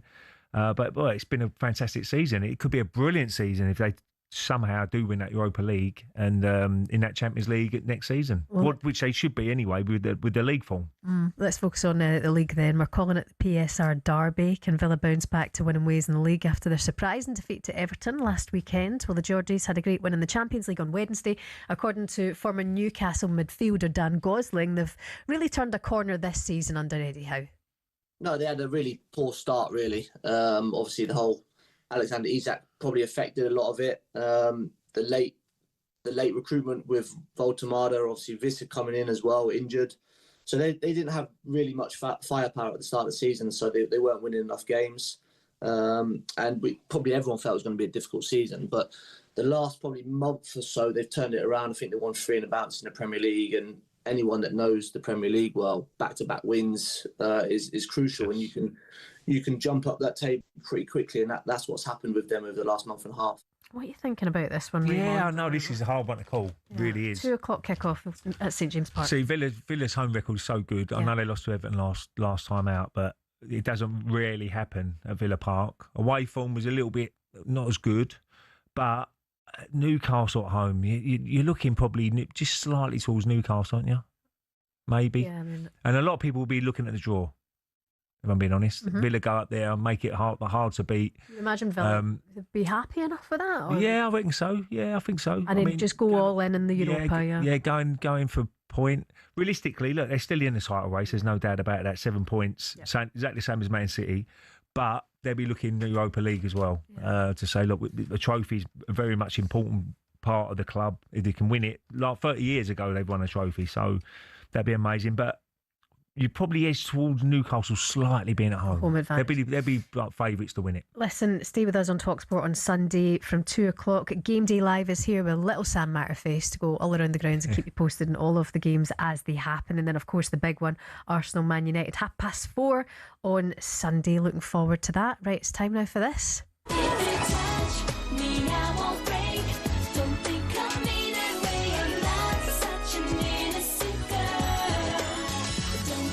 You've been waiting, you've been asking all morning. Ray Parlour, what's your thoughts on the Beckham saga? I think it's sad. It is sad. I mean, It's a fact. I don't know. It's all going the other way now, isn't it? I mean, he's come out, he's happy with what he said and all that sort of stuff. But I think you only get one mum and dad. And I don't know. It's a really they'd be gutted.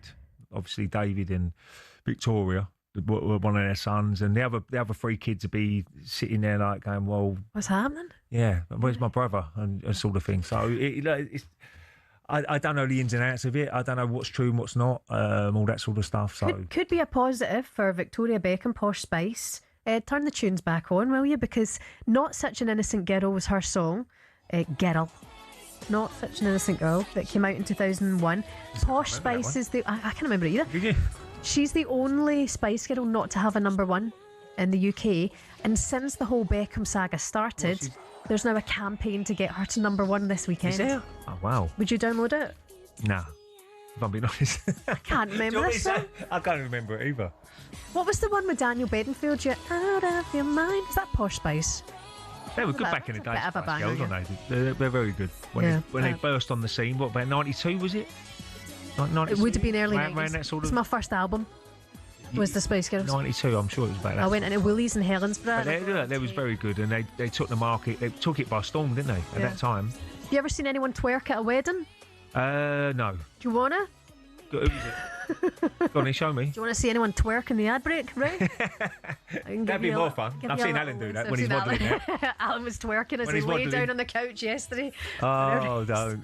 Oh, this is classic Britain. Did he have a hot flannel on his forehead? No, it was a cold flannel. Poor Alan. Feet raised above his head. How was it? Oh, yes, you got to do that. And get the blood going. Another biscuit shoved into his gub. Bourbon. To spike the sugar. Don't worry, Get Alan. Bourbon in there. He's doing well. He's doing absolutely He's fine. Don't worry about that. He's having a long lie this morning. He's back with you next week, and by then, Posh Spice might have had a UK number one. That's amazing. My God. Typical Britain to do that, isn't it? When something's happening, they're like, just get them to number one. That'll make everything It's better. good for the papers. I mean, it's every day it's in the papers now, isn't it? No, it's a mad story. I don't even think we've scratched the surface yet. No. It's going to keep rumbling on, I'm sure. Yeah. Okay, if you're fed up of British culture and the Beckhams being on the front pages, we do have a brilliant competition for you as ever. You can win a week for two at the 2027 New Year's Test in Cape Town, all thanks to the Barmy Army. You can watch England take on South Africa with flights, hotels, spending money and match tickets included. Just head over to talksport.com/win to enter. Another brilliant prize from us. Coming up for you next on Sports Breakfast, Ray Parlour will tell us whether the Saudi League will ever be able to attract the top players in the world. We'll do it next morning.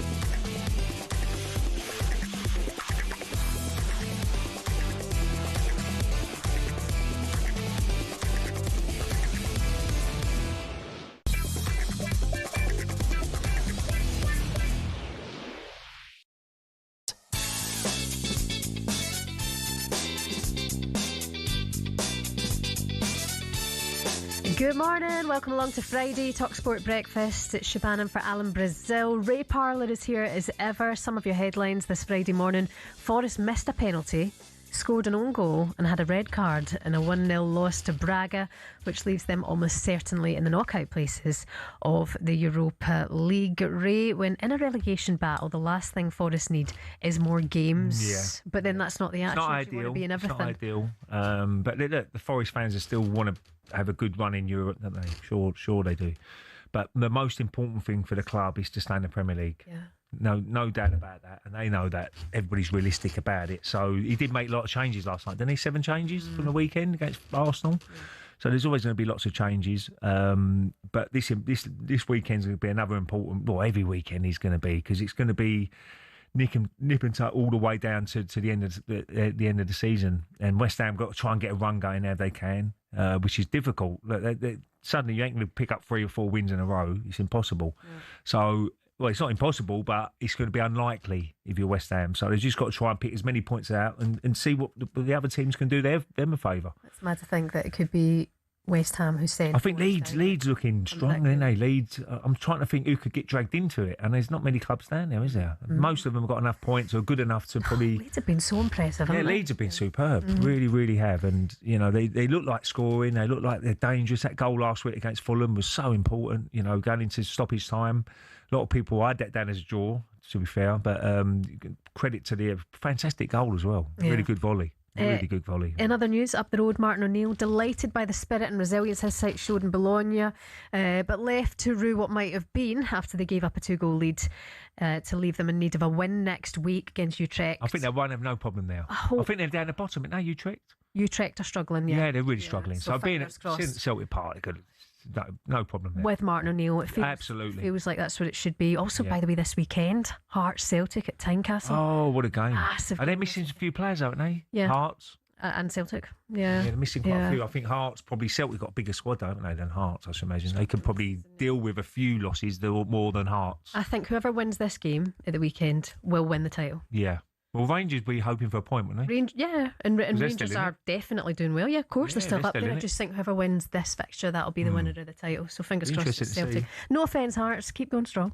And we're into the third round of the Australian Open. Let's get all the latest now with Toby Gillis. Morning, Toby. Good morning. The last Briton standing in either the men's or women's singles is Cam Norrie. He is up against a man he's never beaten before in 7 attempts, Alexander Zverev. And I have to say, he's playing sensationally well, but somehow still managed to lose the first set. Zverev putting up the barricades in a thunderous 11th game, enough to earn the key break. And despite looking the better player for much of it, certainly in return games, Cam Norrie again finding himself behind. Zverev held to love to win that set. We are now midway through the second, a huge 5th game on Norrie's serve. The Brit saved 3 break points before clinging to serve in a nail-biter. It is now 3-all on serve. Norrie 40-15 in the 7th game of this set. That hold earlier was vital. Alex de Minaur, the Australian 6th seed, is playing really well over on Rod Laver. He's making Francis Tiafoe, a former quarter-finalist here, look ordinary. 6-3, 6-4 in the first 2 sets, and the home favourite is motoring at the minute. I can see he's got 2 break points. In fact, has just broken in the first game of the 3rd set. On Margaret Court, the Ukrainian 12th seed, Alina Svitolina, in the women's singles, made light work of her Russian opponent Diana Schneider, seeing her off in straight sets. And it's just worth mentioning Nick Kyrgios. He was involved in a controversial men's doubles match last night where he had one of his famous tirades, and that continued into his press conference. He has just been playing in the mixed doubles against a Brit as well, Neil Skupski, alongside his partner Desiree Kravchik. But it is Kyrgios and Leylah Fernandez, the woman Emma Raducanu beat all that time ago in the US Open final, who have won through in 3 sets, or 2 sets as it is, and a match tiebreak. 12-10 in that match tiebreak. So Kyrgios continuing in his home Grand Slam. The Australian Open update on talkSPORT with TNT Sports. Every set exclusively live on TNT Sports. Subscription required. 18 plus. Terms and conditions apply. Just gone 10 to 10, Friday the 23rd of January. It's time now for a bit of this. Oh, and Wimbledon have moved out. And there's no flag from the linesman. Ray Parlour. His first goal for Arsenal. One touch, get out his feet, boff. What, nectarine? Never heard of it. It's a small, like a little orange. Is it? Nectarine. I don't eat oranges. Mark Overmars had this little fart machine. What? With a button. It goes, Pardon? Who is Gunnosaurus? Who is he to you? What? Is he related to you? No. My brother is married to his daughter, but they're not together now. They've more or less split up. Do they have an Invincible on Drive? I don't think so. That's the most stupidest thing I've ever heard in my life. It's time now for Yay or Nay Ray. Promise me one thing, just never change. Oh, never nay. You're perfect. It's that time of the week where we get Ray's take on everything that's going on in the world of football with this yay or nay first up. Yay or nay? Yay or nay? Very simple. Spurs have put 100 million price tag on their centre-back Mickey van de Ven, who's expressed a want away in this window and has had particularly strong interest from Liverpool. Ray, yay or nay? Should van de Ven leave Spurs for Liverpool? I don't think Spurs fans don't like me here, but I reckon... They don't anyway. Well, some do. Jokes. I'm going to say it will happen, but it won't happen yet. But probably the summer. Okay. I'm going to go, yay, it will happen in the summer, that he will go to Liverpool. That would be a shambles, by the way. Yeah, well, I mean, I don't know what's going to happen with the manager. Will he stay, Thomas Frank? And do you think it'll be 100 million? I think it'd be a little bit less than that. But they're trying to obviously keep them away at the moment, so they can put any sort of price tag on them. But again, the players have got all the power. And if he really wants to go, and his head's been turned, and he's people behind the scenes, he hasn't come through the ranks. He's not got he's enjoyed playing for Tottenham, but sometimes you're going to get players leaving, I'm afraid. That's how it works. Next up, I think it could do it in the summer. Okay. It's been reported that the big name Premier League players such as Bruno Fernandes and Mo Salah are being targeted by the Saudi Pro League. We've heard this story before. Whilst they are still in their peak years, major movements are being expected following the 2026 World Cup. Yay or nay, should players move from the Premier League in their prime to Saudi? Definite nay. Because I don't know how much money you need to have a good life and whatever, but they're certainly paid well already. You know, Fernandes will be paid very, very well. Salaries, we know that at Liverpool. So I can see people going there when they're 32, 33 and having one final. Like Casemiro now, he's leaving Man United at the end of the season. Perfect. You know, he's had a great career, Real Madrid and all the top. Go out for the one last payday. There's nothing wrong with that. But I won't be going there at 26, 27. Yeah. No chance, because you've forgotten about it very quickly. Look at Ivan Toney. Does anybody talk about Ivan Toney now? Yeah. I know he's probably earning loads of money and doing really well at that, but I bet you if you asked him, he'd probably miss in the Premier League. Yeah, and if he were still in the Premier League, he'd probably be going to the World Cup. Yeah, so I would say definitely no. The biggest one ever back in the day was Oscar, wasn't it? From Chelsea. Mm-hmm. He went to China. Remember, China had all the money, didn't they? 25, and he was only about 25. I don't know what happened to him in the end. Yeah. We never heard about his career anymore. So, well, he's actually joining us now on the phone. But obviously the Premier League is the biggest league in the world. You're well respected. You're playing for a big club. So why would you want to leave it? You're playing Champions League, best football league. If you're top of your game, Champions League football, I think you can't beat that. Yeah. And you'll regret it when you get older. Because how much money do you need? You'll end up counting your money and going, well, yeah, but I wish I stayed and wish I got another medal, wish I competed a bit more in the Premier League. So I would say nay. Very quickly, we've been told that Neil Warnock has completely, again, shirt swapping between players of opposing teams, but we have a story from the 2003 FA Cup semi-final between Arsenal and Sheffield United. Former Sheffield United goalkeeper Simon Tracy actually asked if one of his teammates could get him Ray Parlour's shirt, so the teammate went over and exchanged shirts, but been reliably informed that within minutes Ray had thrown the Sheffield United shirt back into the crowd. Yeah or nay? Does that happen? No, I didn't think that happened. Who told you that? Who told you made that up, didn't you? Simon Tracy told us that you apparently threw the shirt back. No, I'll have to look at my shirts if I've got it. Oh, I wouldn't do that. You probably owe them an apology. I'm not disrespecting. Put your wig on. Put your Claudia Winkleman wig on. You're a traitor. No. But I don't think there's nothing wrong.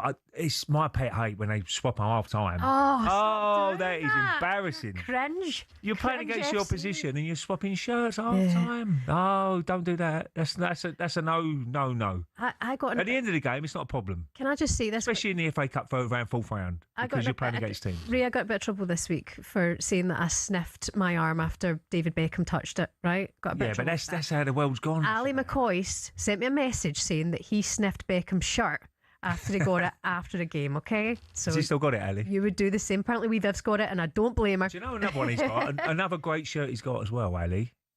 Do you know the one I'm going to tell you? It's going to be yours. Paul Gascoigne. Of course. England, Scotland. Of course he does. At Wembley. And that's the famous one he's got. Oh, yeah. But look, I mean, there's nothing wrong with swapping at the end of the game. No. Especially if you want to do that. Some people, like, say I'm playing against Liverpool, my mate's a big Liverpool fan. Oh, can you swap one of these shirts? Get me one. Of course you do that. It's usually they give them away anyway. Speaking of which, can I get your top? It's been a great show today. Well, I like your top better. You can rock it, Ray. Have a great weekend. With me new wig on, with your top. I reckon that's it. It's by lucky night tonight. You're a 10 out of 10. I'll give you that. Ray Parlour, thank you so much. Have yourself a brilliant weekend. Shebahn. And really you enjoyed it. Don't forget Jeff Stelling back alongside Ali McCoist Monday morning. Alan Brazil back with you on Wednesday. Coming up next, Little Sam, Big Alex and the Gab Father on talkSPORT. Have a good day.